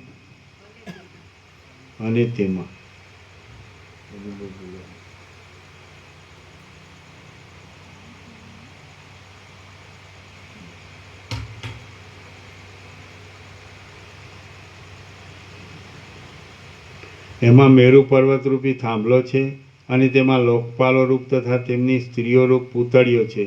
એમાં 14 ભુવનો રૂપ અંતર્ગૃહો છે. ત્રિભુવનના અંતરરૂપ 3 ખાડા છે અને સૂર્યરૂપી દીપક છે. એમાં ખૂણાઓમાં રહેલી પંચમહાભૂત રૂપ ઉદયોએ પર્વતરૂપ માટીના ઉકરડા કરેલા છે. અનેક પુત્રોવાળા બ્રહ્મા નામનો બુઢો બ્રાહ્મણ એ મંડપમાં છે. એ મંડપ જીવોના સમૂહરૂપી કોશેટાઓથી ભરપૂર છે. ઉપરના આકાશના તળથી કાળાશવાળો લાગે છે અને આકાશમાં રહેનારા સિદ્ધોરૂપી મચ્છરોના ગણગણાટવાળો છે. તે વાદળારૂપી અંદરના ધુમાડાના પ્રબળ ઘેરાવાથી તેના ખૂણાઓ ઘેરાયેલા છે. જેમ ત્યાં વાયુના માર્ગોરૂપી મોટા વાંસો પર દેવતારૂપી કીડાઓ રહ્યા છે, તે સૂર તથા અસુરાદિ દુષ્ટ બાળકોની રમતના કોલાહલથી ગાજી રહ્યો છે અને પૃથ્વી આદિ લોકોની અંદર રહેલા નગરો તથા ગામડાઓ રૂપ સરસામાનથી ભરપૂર છે. તે તળાવો, નદીઓ, સમુદ્રો તથા નાના તળાવો વગેરેના જળોથી છંટાયેલા છે અને પાતાળ, ભૂતળ તથા સ્વર્ગલોક રૂપી દરોથી જગજગી રહ્યો છે. એ મંડપના પર્વતોના પથરાઓથી તથા માટીના ડેફાઓથી ભરેલા કોઈ એક ઊંડાણવાળા ખૂણામાં એક ખાડા જેવું પહાડી ગામ છે.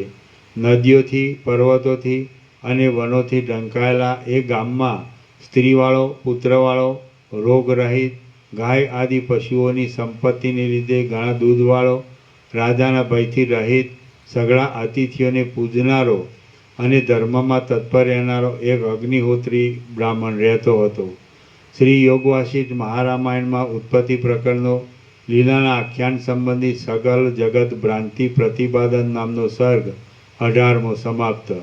સર્ગ 19મો. આ 19મા સર્ગમાં વશિષ્ઠ બ્રાહ્મણ રાજાના દર્શનથી થયેલી રાજ્યની ઈચ્છાના દ્રઢ સંકલ્પને લીધે પદ્મરાજારૂપી અવતર્યો હતો એ કથા કહેવાશે. વશિષ્ઠ નામના એક બ્રાહ્મણનું દ્રષ્ટાંત.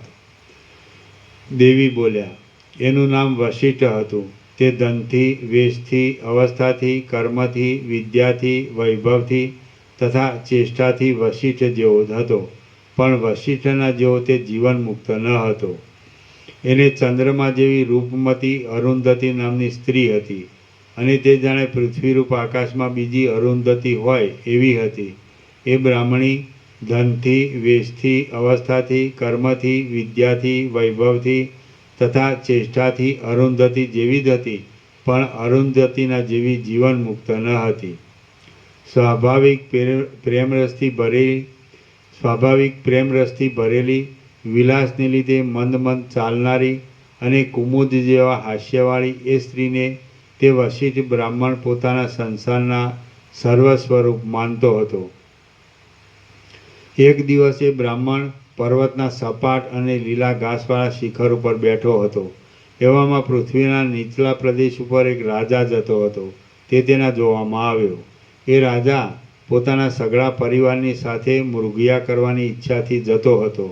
એનું સૈન્ય જાણે મેરુ પર્વતને તોડી નાખવા ઈચ્છતું હોય તેમ ભારે કોલાહલ કરતું હતું. એના ચામરોથી તથા પતાકાઓથી લતાઓનું વન જાણે ચંદ્રના કિરણોથી વ્યાપ્ત થયું હોય એવું શોભતું હતું. ધોળા છત્રોના મંડળોથી આકાશ જાણે રૂપાની ભૂમિકાઓથી બંધાયેલું હોય એવું જણાતું હતું. ઘોડાઓની નાળોથી ધરતી ખોદાતા તેમાંથી રજથી આકાશ ઘેરાઈ ગયું હતું. હાથીઓના સમૂહો પર બાંધેલી અને સૂર્યના કિરણોને તથા વાયુને પણ રોકી દે એવા અંબાડીઓને લીધે તે રાજા ઉપર રજ પડતી ન હતી. એના સૈન્યના મોટા કોલાહલથી ભય પામીને વનના પશુઓ નાસતા હતા અને દિશાઓ ભૂલી જવાથી ચકરીઓ ખાતા હતા. એ રાજા સેનાના સોનાના. એ રાજા સોનાના અને માણિક્યોના ચકચકિત હારોથી તથા બાજુબંધોના મંડળોથી અતિ શોભતો હતો. એ રાજાને જોઈ પેલો વશિષ્ઠ બ્રાહ્મણ વિચાર કરવા લાગ્યો કે અહો, સઘળા સૌભાગ્યથી શોભી રહેલું આ રાજાપણું તો બહુ સારું છે. પાળાઓથી, રથોથી, હાથીઓથી, ઘોડાઓથી, પતાકાઓથી, છત્રોથી અને ચામરોથી દશે દિશાઓને વ્યાપ્ત કરી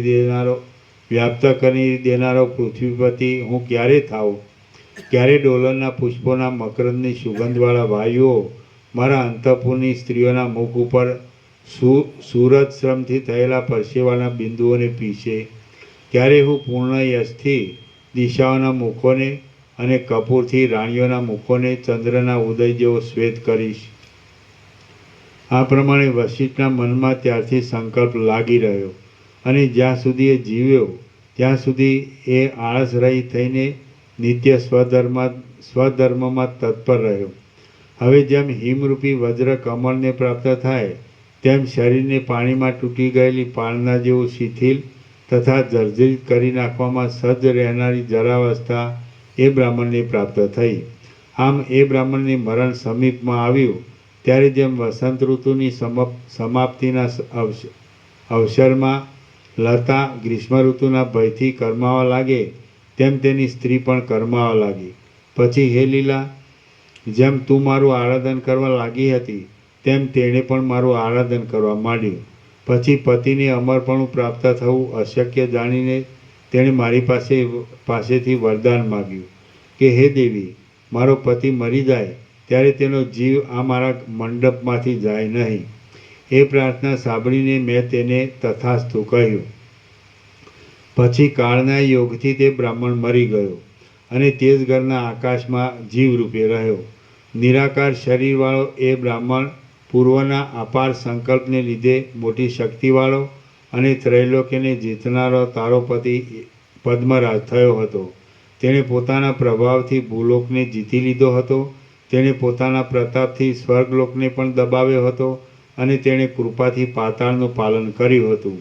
તે શત્રુઓરૂપ વૃક્ષોને પ્રલયાગ્નિ રૂપ હતો, સ્ત્રીઓને કામદેવ રૂપ હતો, વિષયોરૂપ વાયુઓને રોકવામાં મેરુતુલ્ય હતો અને સાધુઓરૂપ કમળોને વિકસાવવામાં સૂર્યરૂપ હતો. તે સઘળા શાસ્ત્રોના અરીસારૂપ હતો, યાચક લોકોને કલ્પવૃક્ષ રૂપ હતો, બ્રાહ્મણોના ચરણરૂપ હતો અને ધર્મરૂપ ચંદ્રને પૂર્ણિમા રૂપ હતો. હૃદયાકાશમય પોતાના ઘરના આકાશમાં જીવરૂપે રહેલા એ બ્રાહ્મણનું શરીર સબરૂપ થઈ ગયું. એટલે શોકથી અત્યંત પીડા પામેલી તેની સ્ત્રી અરુંધતી સુકાયેલા અડદની શીંગની પેઠે હૃદયમાં ચીરાઈ ગઈ. પછી પતિની સાથે સબરૂપ થયેલી એ બ્રાહ્મણી દેહને દૂર છોડી દઈને મનોમય શરીરથી પોતાના પતિને પ્રાપ્ત થઈ. જેમ નદી નીચા પ્રદેશને અનુસરે છે તેમ પોતાના પતિને અનુસરતી તે બ્રાહ્મણી વસંત ઋતુમાં ઉગેલી મંજરીની પેઠે શોક રહિત થઈ ગઈ. એ બ્રાહ્મણના ઘરો અને પૃથ્વી તથા સ્થાવર આદિ ધનો તે પહાડી ગામમાં છે. એના મરણનો આજ 8મો દિવસ છે અને તેનો જીવ એ પહાડી ગામના ઘરની અંદર રહ્યો છે. શ્રી યોગવાસિષ્ઠ મહારામાયણમાં ઉત્પત્તિ પ્રકરણનો લીલાના આખ્યાન સંબંધી બ્રાહ્મણ મરણ નામનો સર્ગ 19મો સમાપ્ત. સર્ગ 20મો. આ 20મા સર્ગમાં એમાં શું છે? લીલાના પૂર્વજન્મની દ્રઢતા. એટલે એ બ્રાહ્મણી જ લીલા થઈ. હા, એ પેલું બ્રાહ્મણ તો એ જ આ પદ્મરાજા થયો, એ મરીને વિદુર જ થયો અને આ બ્રાહ્મણી મરીને એ જ લીલા થઈ રાણી. સમજે છે ને? એટલે બતાડે છે કે આ સૃષ્ટિ ભ્રાંતિ છે અને આ જે છે એ મહાચૈતન્ય છે, એ પરમ તત્વ છે ને પરમ સત્ય છે. એમાં આ દ્રશ્ય ભ્રાંતિ છે એ મિથ્યા છે. સૃષ્ટિ ભ્રાંતિ, દ્રશ્ય ભ્રાંતિ, ખ્યાલ આવે? એટલે આ રીતે જ્યાં સુધી વાસના હોય ત્યાં સુધી જન્મ મરણ એમ સંસાર આવાગમનના બધા ચક્ર ચાલુ રહે છે, એવું કેવું છે. એટલે આપણે કાલે સાંજે લઈશું. કાલે તો રામનવમી સવારે છે, 9 થી 11 તો તત્વબોધ છે જ, પણ આ કન્ટિન્યુ સાંજે કરીશું. એટલે સરસ્વતી પોતે તો પરબ્રહ્મ રૂપ જ છે, એટલે એ સર્વજ્ઞ છે. એટલે એને લીલાને આખો તત્વબોધ કરે છે કે વાસ્તવમાં બધું અનંત શુદ્ધ ચિદાકાશ છે અને એની અંદર ભ્રાંતિ માત્ર આ સૃષ્ટિ અને દ્રશ્યની ભ્રાંતિ ભાસે છે. જન્મ મરણ સંસાર એટલે એ બ્રાહ્મણ છે એ જ પદ્મ થયો અને મરીને વિદુરથ થયો, અને એ બ્રાહ્મણી છે એ જ મરીને લીલા થઈ છે. એ પછી ત્યાં વિદુરથને ત્યાં બીજી લીલા થાય છે. એટલે વાસના જ દેહ ધારણ કરે છે, અને જ્યાં સુધી મોક્ષ ન થાય ત્યાં સુધી. મોક્ષ થાય પછી પુનર્જન્મ નથી, સંસાર નથી, અને પરમપદ એની એ પૂર્ણ વિશ્રાંતિ છે. પ્રસાદ આપી દો. જે જે પાછળ જાય એને લાડુ પ્રસાદ આપો. બપોરે જેને આપ્યા એને નહીં આપવાના, અત્યારે આવે એમને છે ને ફૂલ. હા તે અત્યારે આવે ને પેલે કોથળીઓ આપો ને એમાં આપો, અને બીજા બધાને બીજો બધો પ્રસાદ આપો. બરાબર.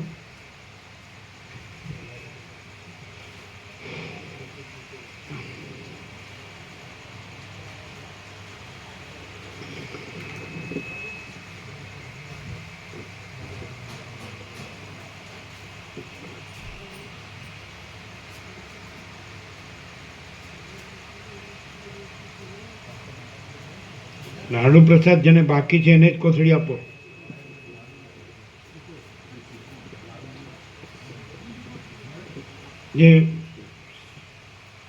જેને સાંજે આવ્યા એમને.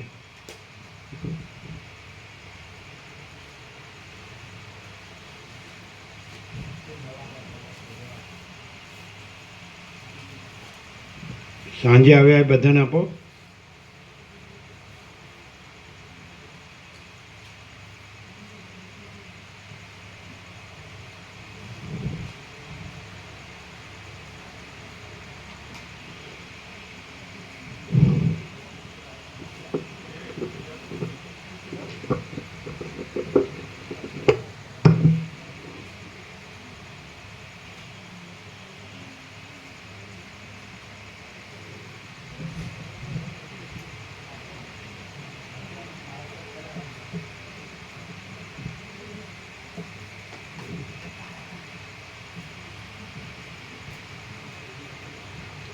સાંજે આવ્યા એમને એટલે બપોરે કેટલા આપ્યા? બબ્બે આપ્યા ને, તો બબ્બે આપો. સાંજે આવ્યા એમને બબ્બે આપો. જો કોઈ રહી ન જાય, ઓળખીને આપો. જેને લીધા બપોરે એમને નહીં આપવાના. બપોરે લીધા એમને નહીં આપવાના. જે સાંજે આવ્યા એમને જ. કોઈ રહી ન જાય.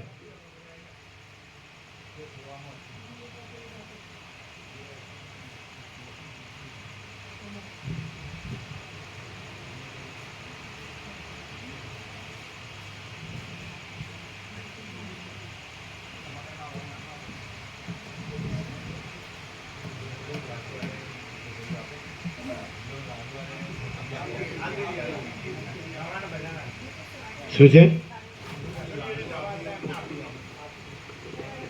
કોથળી આપીને કોથળી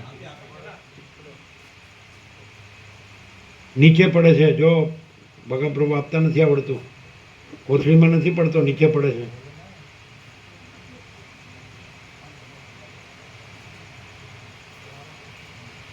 જો કોઈ રહી ન ગયું હોય. આવી ગયો? હા આપી આવો.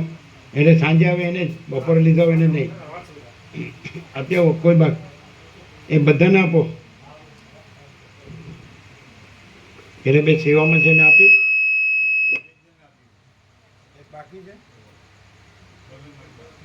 આવ્યા નથી.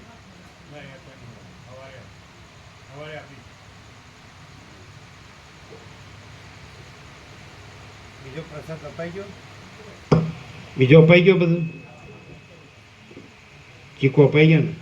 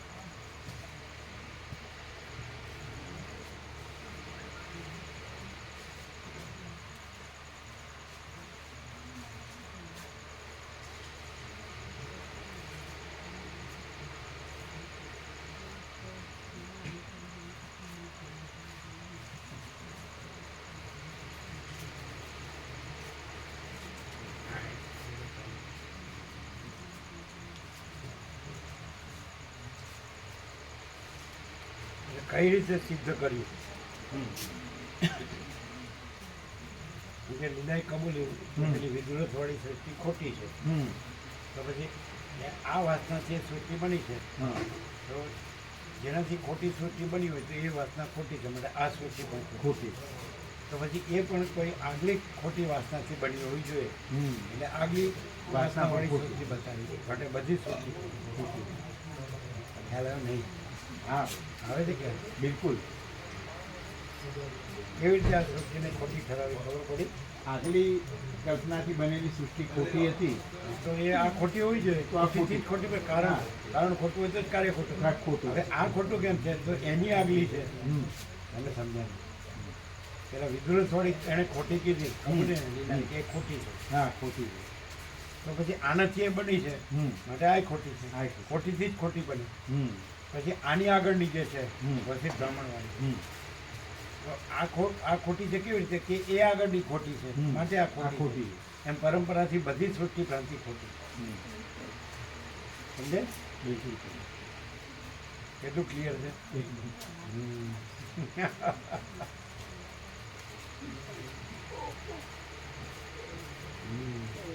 એ તો બરાબર આખું યોગ છે પૂરેપૂરું સાંભળે ને તો જ ખબર પડે કે આ દ્રશ્ય ભ્રાંતિ ખોટી છે હમ ખ્યાલ આવે પણ આને જ સાચી માને ને એટલે એનું બધું ખોટું કારણ કે આ ખોટીને સાચી માને તો એ કેવી રીતે આ ખોટી છે સમજાય છે કે નહીં ફેર થાય છે હા બરાબર બિલકુલ બિલકુલ તમને ખ્યાલ આવે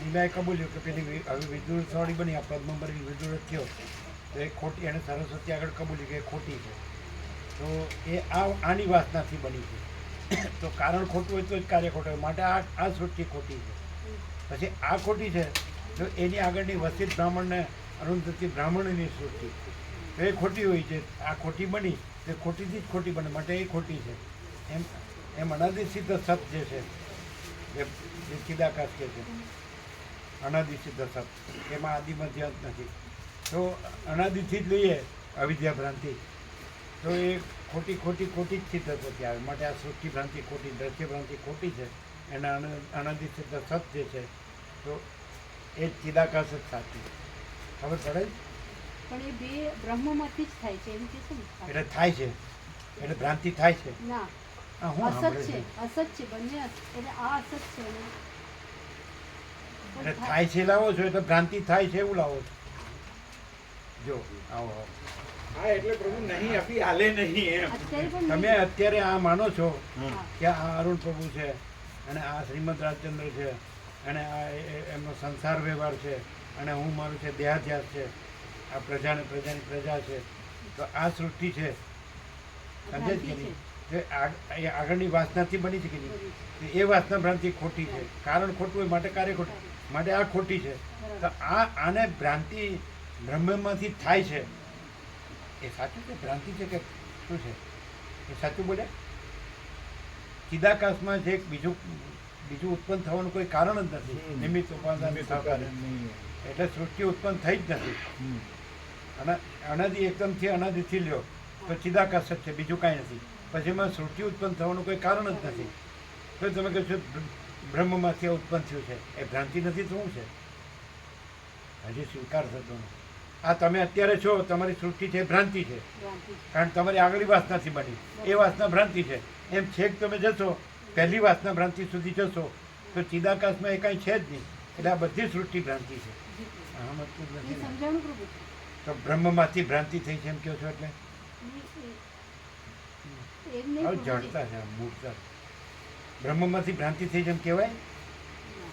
અસતમાંથી જ એટલે વાસનામાંથી જ ચાલુ છે આ પરંપરા એટલે વાસના સાચી? ના તો ભ્રાંતિમાંથી કાંઈ થયું હોય તો એ સાચું ના તો તમારી આગલી વાસના ભ્રાંતિમાંથી આ સૃષ્ટિ ભ્રાંતિ થઈ એ સાચી ના કારણ કે આગલી વાસના ભ્રાંતિ સાચી હતી એમ છેક તમે જાઓ તો છેક અનધિસિદ્ધ સત જે અનંત સુધી ચિદાકાશ જ છે અને એમાં કોઈ વાસના ભ્રાંતિ છે જ નહીં અવિદ્યા છે જ નહીં બરાબર. માટે બધી સૃષ્ટિ ભ્રાંતિ ખોટી છે પછી તમે કહો બ્રહ્મમાંથી ભ્રાંતિ થઈ છે ને ના ના બ્રહ્મમાંથી ભ્રાંતિ નથી. બોલ્યા જો ફરી જાય એમ છે કે બ્રહ્મમાંથી ઉત્પન્ન થઈ છે એવું બોલ્યા ને એટલે ભ્રાંતિ જ એ સૃષ્ટિ તો ભ્રાંતિ જ છે એમ હા. એટલે બ્રહ્મમાંથી ભ્રાંતિ ઉત્પન્ન થાય. ભ્રાંતિ નહીં, જગતનું ઉત્પત્તિ. એ ભાઈ જગત એ ભ્રાંતિ જ છે ને, એની ઉત્પત્તિ ભ્રાંતિ જ છે ને.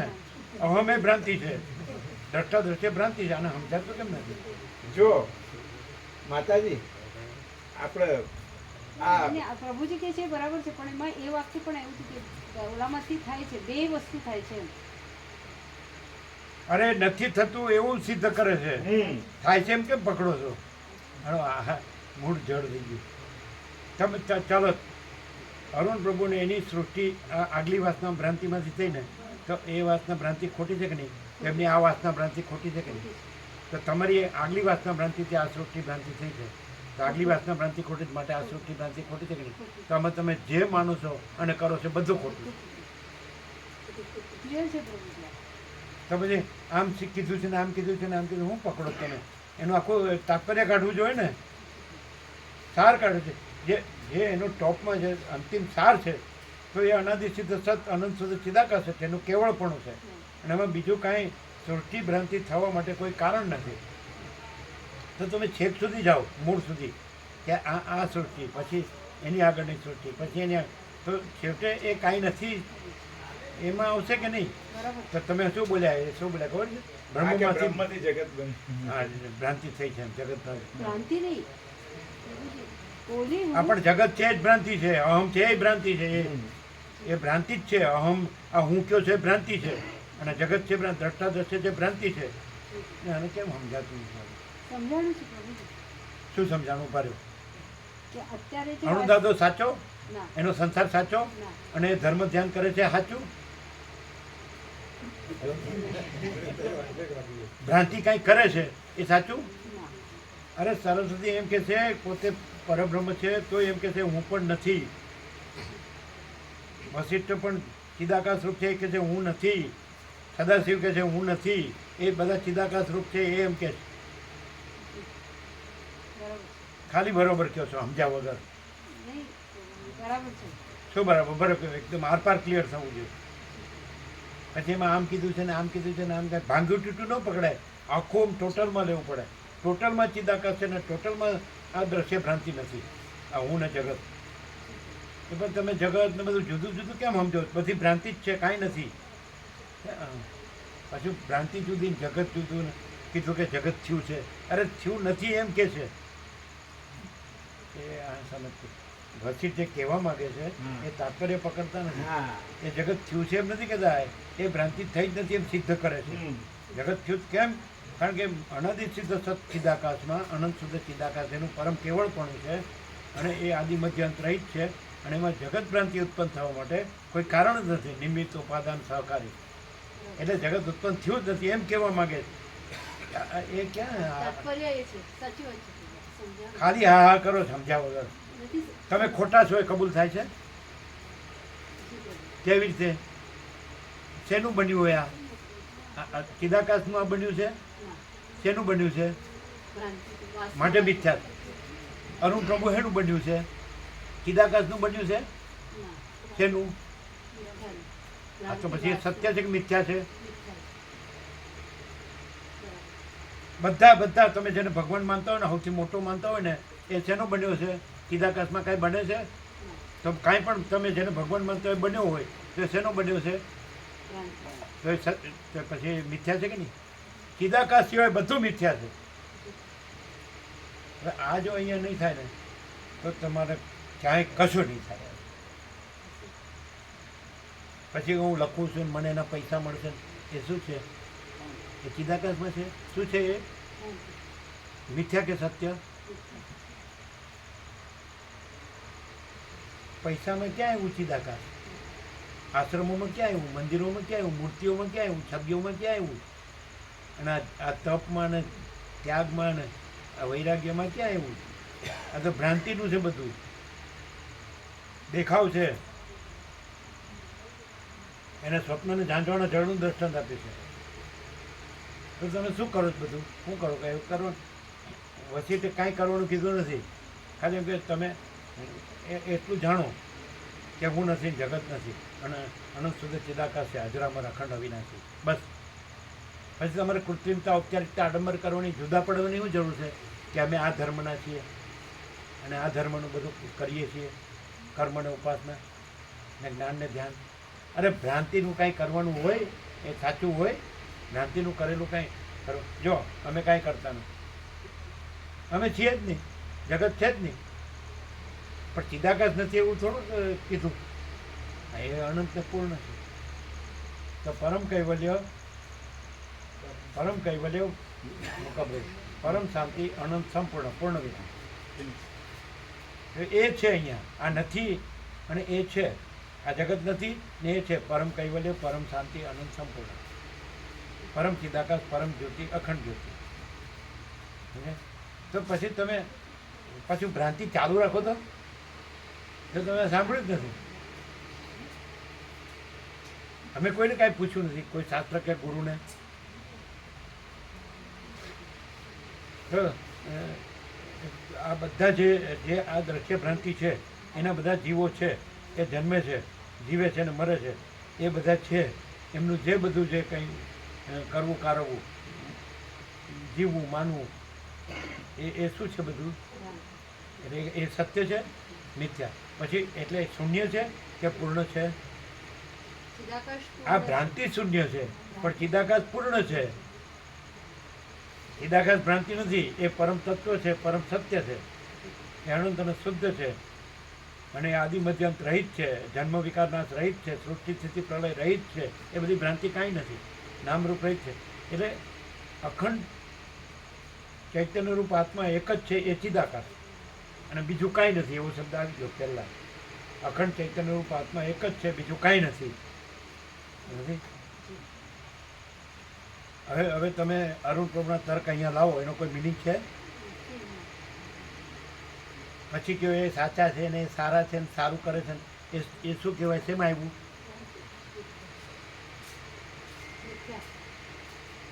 એની લઘુત્તમ નથી કેમ રાખો? એ તમને રાખે, તમે એને રાખો. એ મ્યુચ્યુઅલ એડમાયરિંગ સોસાયટી, પરસ્પર ખુશામત સમાજ, ખુશામત કરો એકબીજાની, ભ્રાંતિની. અહીંયા ક્યાં જરૂર ચિદાકાશમાં? અહીં ચિદાકાશ નથી, અમે નથી, જગત નથી, પણ ચિદાકાશ છે કે નહીં? એ આ પ્રકાશ છે ને એ આ આનંદ મંગળ છે. જે અજ્ઞાનમાં બધા સંસારને બધું સાચું માનીને વર્તે છે, ત્યાં શાંતિ છે? અને એ પરમ શાંતિ છે કે નહીં? એ પરમ ચિદાકાશ છે, એ પરમ શાંતિ છે. આ નથી, જગત નથી, ભ્રાંતિ નથી, મિથ્યા નથી, પણ પરમ સત્ય છે, પરમ તત્વ છે, એ પરમ પ્રકાશ છે, એ પરમ આનંદ છે, એ પરમ શાંતિ છે, એ પ્રકાશીલું છે. કેમ? કારણ કે અહંકારનો ભ્રમ નથી, જગતનો ભ્રમ નથી, હું મારુંનો ભ્રમ નથી, રાગ દેશનો ભ્રમ નથી, ભેદાભેદનો ભ્રમ નથી, દ્વૈતાદ્વૈતનો ભ્રમ નથી, કોઈ ભ્રમ નથી. એટલે એ છે જ. આ નથી એટલે એ નથી એવું ન કહેવાય. સપના જેવું ને ઝાંઝવાના જળ જેવું આ બધું નથી, એટલે એ તો પૂર્ણ છે. એટલે પણ એ બધે છે, પણ જ્યાં ભ્રાંતિ હોય ત્યાં એ આવરણમાં છે, એટલે નથી અનુભવાતું. તો આવરણની ભ્રાંતિ રાખવી છે. હું છું ને આ જગત છે ને હું મારું રાખું છે ને પછી અનુભવાતું નથી, એમ કેવું છે? એ મૂર્ખતા નથી? ક્યાંથી અનુભવાય? અનુભવાય તો ન અનુભવાય એનો દોષ અહીંયા છે, ચિદાકાશમાં છે, કે પોતાના દેહાધ્યાસમાં છે, પોતાના સંસાર ભ્રાંતિમાં છે, હું મારું માને રાગદ્વેષમાં છે, ધન અને ભોગોમાં છે, એની ભ્રાંતિમાં છે. આ બધી ભ્રાંતિ છે, એ મિથ્યા છે. એટલે નથી અનુભવતું એનું કારણ પોતાની મિથ્યા ભ્રાંતિ છે, અહંકારની ને જગતની, સંસારની ને વ્યવહારની. એમ ભમ્યા કરવું છે અને કે અનુભવાય ન તો હું ન સ્વીકારું. પણ ભ્રાંતિને થોડું સત્ય અનુભવાય. બોલો મુકાબરો બાકી હોય તો નહીં, આર પાર. એટલે એક એ બધું કે છે, પાછળ કે છે કે બીજું દોડડા પણ કરવું નહીં. તત્વ લેવામાં આ બધું કલ્પિત છે. દ્રષ્ટાંત આપવું છે, કલ્પિત જગતમાંથી દ્રષ્ટાંત આપવું છે. એટલે દ્રષ્ટાંતો ખોટા છે અને તત્વ સાચું છે. પછી જગતની ઉત્પત્તિ ને અરે એ ભ્રાંતિ છે એમ સિદ્ધ કરવા બધું કે છે. અને સત્ય તો છે જ, એ તો સ્વયં પ્રકાશ છે. પણ એ જેને જ્યાં ભ્રાંતિ ન રહી હોય ત્યાં સત્ય પ્રકાશ છે. આમ તો બધે પ્રકાશ છે, અનંત છે, વ્યાપક છે, સમાન છે, એકરૂપ છે, પૂર્ણ છે, કોઈ ભેદાભેદ નથી, કોઈ ભ્રાંતિ નથી. પણ ભ્રાંતિ સાપેક્ષ એમ કહેવાય કે જ્યાં ભ્રાંતિનું દ્રષ્ટિ ભાસતું હોય જીવ જગત ભાસતું હોય, દ્રષ્ટા દ્રશ્ય ભાસતું હોય, ત્યાં જ્યાં ભ્રાંતિ હોય ત્યાં નથી અનુભવાતું કે હું આ છું ને આ મારું છે. પણ જ્યાં ભ્રાંતિ નથી હોતું ત્યાં પ્રકાશતું હોય. ખબર પડે શું ડિફરન્સ છે અહીં ને એનામાં? ભ્રાંતિ છે તે પ્રકાશ નથી અને જ્યાં પ્રકાશ છે આવરણમાં છે, પાછું નથી તો કહેવાય, પ્રકાશને નથી નો કહેવાય. એટલે ભ્રાંતિ છે ત્યાં. એટલે છે નહીં, નથી એવી ભ્રાંતિ. એમ ધારો કે સ્વપ્ન છે તો સ્વપ્ન છે નો કહેવાય, નથી એવી ભ્રાંતિ, કાંઈ નથી એવી ભ્રાંતિ. તો કાંઈ નથી એવી ભ્રાંતિ રાખે તો ત્યાં પ્રકાશ નથી એવું ન કહેવાય, પ્રકાશ આવરણમાં. ઓકે. વાદળા હોય એટલે સૂર્ય નથી નો કહેવાય, આકાશ નથી નો કહેવાય. પણ વાદળની ભ્રાંતિ હોય એટલે સૂર્ય છે, આકાશ છે એ દેખાય નહીં. તો હું છે, અહંકાર છે, જગત છે, મારું છે, આ ધન છે, આ ભોગો છે, આ સંસાર છે, આ વ્યવહાર છે, આ સગાવાલા છે, આ લેવડ દેવડ છે, આ બધી ભ્રાંતિ હોય એટલે ત્યાં પ્રકાશ નથી એવું ન કહેવાય. પ્રકાશ તો બધે છે. એટલે નથી અનુભવતું નું કારણ ચિદાકાશમાં ન કહેવાય, પોતાની મિથ્યા ભ્રાંતિમાં કહેવાય, સંસાર ભ્રાંતિમાં, દ્રશ્ય ભ્રાંતિમાં કહેવાય. નહીં સમજાતું? એ અહીં છે કાંઈ? અહીં રહ્યા છો તો હું કોડા ફૂટી ગયા આંખો આંધળા છો, દેખાતું નથી કે કોઈ ભ્રાંતિ નથી? બતાડો જે ભ્રાંતિ હોય તો અમે હાલ સાફ કરીએ. અહીં કોઈ ભ્રાંતિ હોય બતાડો, અને બહાર નીકળો અને બધે ભ્રાંતિ સિવાય કાંઈ હોય તો બતાડો. અહીં કાંઈ હોય તો કહો. બધા ચાર દિવાલ જેલખાના બાંધીને બેસી ગયા છે. હું આ પુરુષ છે ને આ સ્ત્રી છે ને અમે સુખી છીએ, આ અમારી પ્રજા છે ને પ્રજાની પ્રજા છે, અમારું ઘર છે ને અમારું ધન છે. શું છે બીજું? અમે ખાઈ પીએ છીએ મજા કરીએ છીએ. તો ભ્રાંતિ નથી શું છે? ખોટાને સાચું માન્યું છે એ તો ચિદાકાશ છે. અને અહીં ખોટાને કાંઈ ખોટાનું કાંઈ સાચું છે? અને સાચું છે જ, સાચું એક જ સાચું છે અહીંયા. અને આ કાંઈ સાચું નથી, હું સાચો નથી, જગતે સાચું નથી. તો એ અનંત પ્રકાશ, અનંત આનંદ, અનંત શાંતિ. અરુણ પ્રભુ કે આવું વાતાવરણ કરો, લ્યો કરશે? કરી શકે? અંદર બધું ભર્યું હોય કચરો. અહીં છે કોઈ કચરો? દેખાતું નથી. કોઈ પણ માણસ 7 ખંડ 800 કરોડ એમ કે તમે બધા જેવા છો, તારા બાપનું કપાળ. સાલા રાતથી શું કરે છે? એમાં મરી ગયો. અને પછી દોડ કરવાનો બધો, હું આમ કરું છું, હું આમ કરું, ધર્મ ધ્યાન કરું છું. એટલે પણ ભ્રાંતિનું ધર્મ ધ્યાન સાચું? હુંનું બધું ખોટું અને ચિદાકાશ આખું પોતે બધું સાચું, બાકી બધું ખોટું. હું ખોટું અને જગતે ખોટું. સમજાય છે? ના. હવે તમે જે છો ને તમે જે કરો છો સાચું ને? અને તમે અત્યાર સુધી વાંચ્યું ને ફર્યા અને આ મહાત્મા ને પેલા મહાત્મા ને આ જ્ઞાન ને પેલું જ્ઞાન ને આ ત્યાગ ને આ વૈરાગ્ય ને આ તપ ને આ સાધના, આ તો સાચું? આખું ચિદાકાશ સાચું અને આખી દ્રશ્ય ભ્રાંતિ ખોટી. હવે આ અહીંયા તમે ક્લિયર ન થાવ, ક્યાંય ક્લિયર નહીં થાવ. અમે સાથ નથી આપતા, પણ એ તમારી ભ્રાંતિ એનું કારણ છે. શું કહેવાય મોટા? બિલકુલ. હવે અહીં દોષ નહીં દેતા કે મને ફૂલ પ્રકાશ નથી કર્યો. બિલકુલ. શું કહેવાય? બિલકુલ નહીં. તમે કાંઈક હો એ ભ્રાંતિ છે, કોઈ કાંઈ નથી અને ચિદાકાશ બધું છે. તો પછી તો એમ કે તો પછી એવો તત્વતા જીવનમુક્ત જે ચિદાકાશ રૂપ રહ્યો હોય તો એ કેવો હોય? તો એમાં હુંનું કાંઈ ન હોય અને જગતનું કાંઈ ન હોય. અને જો હુંનું કાંઈ હોય ને જગતનું કાંઈ હોય તો એ ચિદાકાશ રહ્યો નથી, એ ભ્રાંતિ રહ્યો. વળ્યું છે શું કહેવાય? બિલકુલ બિલકુલ સત્ય. બિલકુલ ડાયરેક્ટ નો આઈ મીડિયા 0-0 નો કોમ્પ્રોમાઇઝ. કોઈ ગુરુના બાપને પૂછવાનું નથી, કોઈ ઈશ્વરના બાપને પૂછવાનું નથી. ચિદાકાશ એટલે ચિદાકાશ, નો કોમ્પ્રોમાઇઝ. અને હું એટલે 0, જગત એટલે 0. અને જો સાચા હો તો મળતા નહીં. હું કામ મરી જાઉં છું? અને દેખાડો હું કામ કરું? કાયમ સમથિંગ સહજ રહેવું પડે. જો વસીટ કહે છે કે જે તત્વતા જીવનમુક્ત હોય તો એ સામાન્ય માણસ જેવા લાગે, પણ પછી શું કહે ખબર છે? એને સદા અખંડ જ્યોતિનું દર્શન હોય છે અને સદા પરમ જ્યોતિનું દર્શન થાય છે એમ. અને એ હંમેશા એ ચિદાકાશમાં જ રહેલા હોય છે. એ આ હુંમાં રહેલા નથી હોતા અને જગતમાં નથી રહેલા હોતા, આ ભ્રાંતિમાં નથી રહેલા હોતા, એ ચિદાકાશમાં જ રહેલા હોય છે. અને એની ખાતરી કે દેખાતા હોય ત્યાંથી ચિદાકાશ જ પ્રકાશતો હોય છે. હુંનું કાંઈ નથી હોતું અને જગતનું કાંઈ નથી હોતું. અને હું ને જગતનું હોય તો ગમે તેટલું ચિદાકાશનું બોલે તો એ કાંઈ નહીં. ચિદાકાશ શબ્દ નથી અને બોલવાની વસ્તુ નથી. શું કહો છો? બિલકુલ. પણ ચિદાકાશ જ હોય અને ચિદાકાશનું ન બોલે તો પણ ચિદાકાશ હોય. અને અહંકારનો ભ્રમ ને જગતનો ભ્રમ હોય અને ગમે એવો ડોળ કરે ધર્મ કે અધ્યાત્મ કે પરમાત્મા, સમજાય? તો એની ચિદાકાશની બધી વાણીવિલાસ બુદ્ધિવિલાસ એ બધી મિથ્યા. ચિદાકાશ વાણીવિલાસ બુદ્ધિવિલાસ નથી.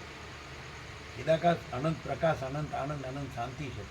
તો એ ત્યાં પ્રકાશ એ ન બોલે તો સમજાય? એટલે આ બાકીના બધા શું છે? કૃત્રિમતા, ઔપચારિકતા, આડંબર, દમ, મિથ્યાચાર, પાખંડ, દુનિયાના દેખાવો. એ પણ પોતાનું જે અજ્ઞાન છે ને, જે અહંકારનો ભ્રમ, જગતનો ભ્રમ, એમાં હું મારું ને રાગદેશનો ભ્રમ, ધનને ભોગોની વાસનાનો ભ્રમ, તો એ ઢાંકવા માટે ધર્મના આડંબરો હોય. અને કોઈ ધર્મના આડંબરની જરૂર નથી. અધર્મ હોય તો ધર્મની જરૂર હોય ને, બંધ હોય તો મોક્ષની જરૂર હોય, અજ્ઞાન હોય તો જ્ઞાનની જરૂર હોય. જરૂર નથી, કોઈ જરૂર નથી. છે જો હે સો હે. શું કહ્યું? નહીં, એકદમ આરપાર નથી થતું નહીં, નથી કોઈ 100% ખાલી કહેવાનું. હવે બોલો, હું કેવું છું? શું કહે છે મુકા પ્રભુ? એકદમ પ્રભુ ક્લિયર. આજકાલનું કે ઇન્નેટ પ્રભુ, ઇન્નેટ ધરમૂળ, ધરમૂળ, મૂળથી. મૂળથી પ્રભુ.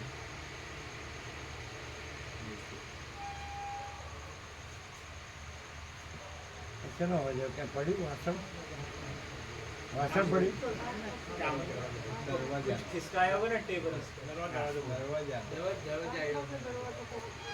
હા, ટેબલ ખેંચે છે પ્રભુ. ટેબલ છે ને ખેંચે. આ સામાન્ય માણસ છે, બરાબર? એ તો તમારી દ્રશ્ય ભ્રાંતિમાં સામાન્ય માણસ છે. નથી મારા દર્શન. તો આપ કરો છો એ દ્રશ્ય ભ્રાંતિથી કરો છો. એ કેનારે ભ્રાંતિ છે અને એ જે જોવે છે એ ભ્રાંતિ છે. સમજાય? પણ ચિદાકાશ ભ્રાંતિ નથી. પાછું ધારો કે આ નથી એટલે ત્યાં ચિદાકાશ છે, એ અનંતપૂર્ણ છે. આ હોય તો ચિદાકાશ છે ત્યાં, પણ આવરણમાં. આગવું કાંઈક હોય એને કરવું કરાવવું હોય તો એ આવરણ.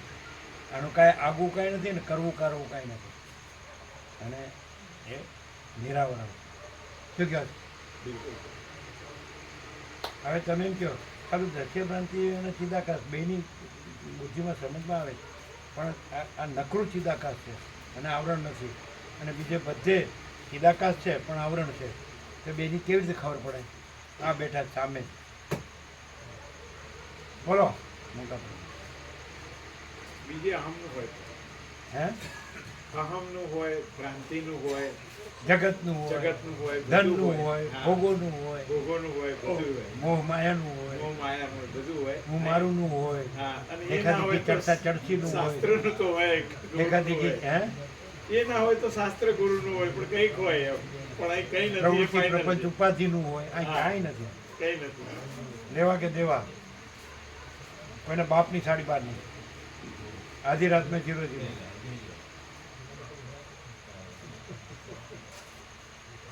કેમ સમજાતું નથી? હું આ છું અને હું વર્ષિક તપ કરું છું.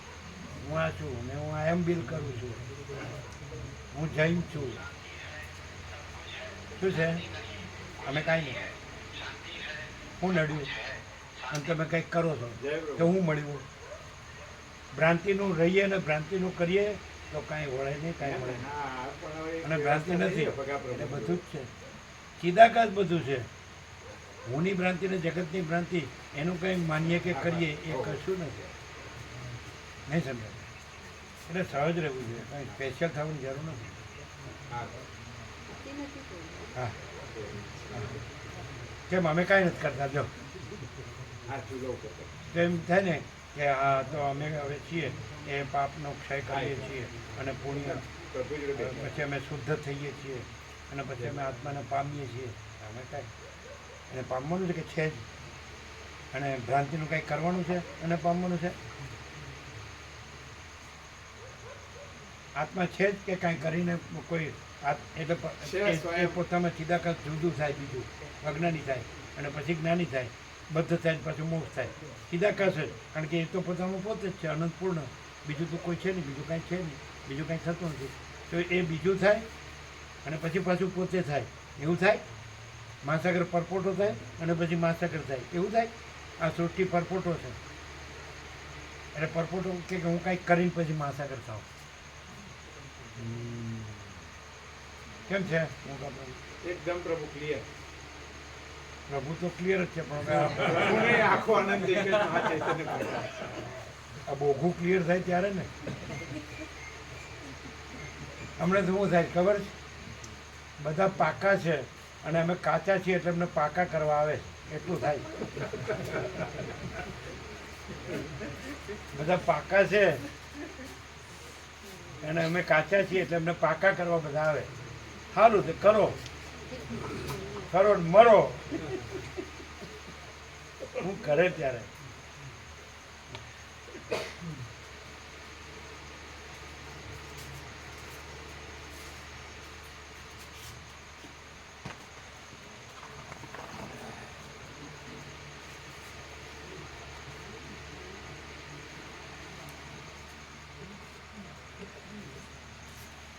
કેમ રહ્યો મોટા પ્રભુ?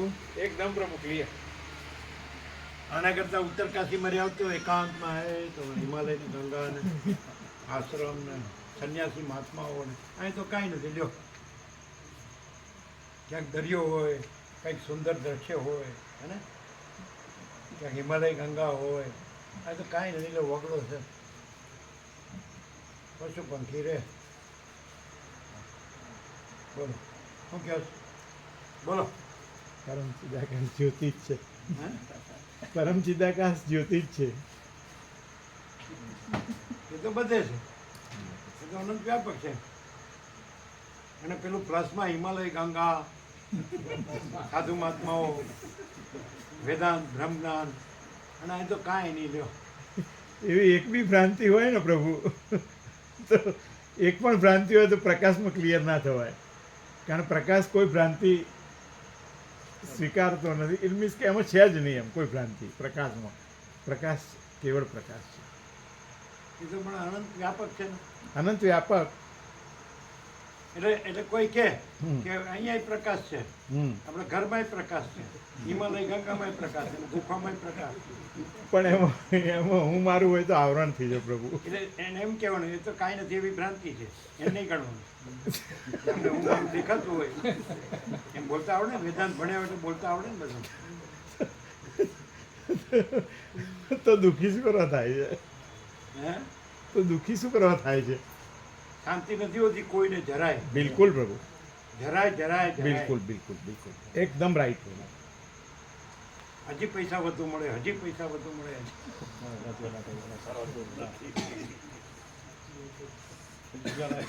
હજી બધું સારું સારું એમ, સારું માન મળે, સારો દેખાવ થાય, સારા ભોગો મળે, સારું સુખ મળે. હજી વધુ, હજી વધુ, હજી વધુ. 8-10 મણના લાકડા તૈયાર જ છે.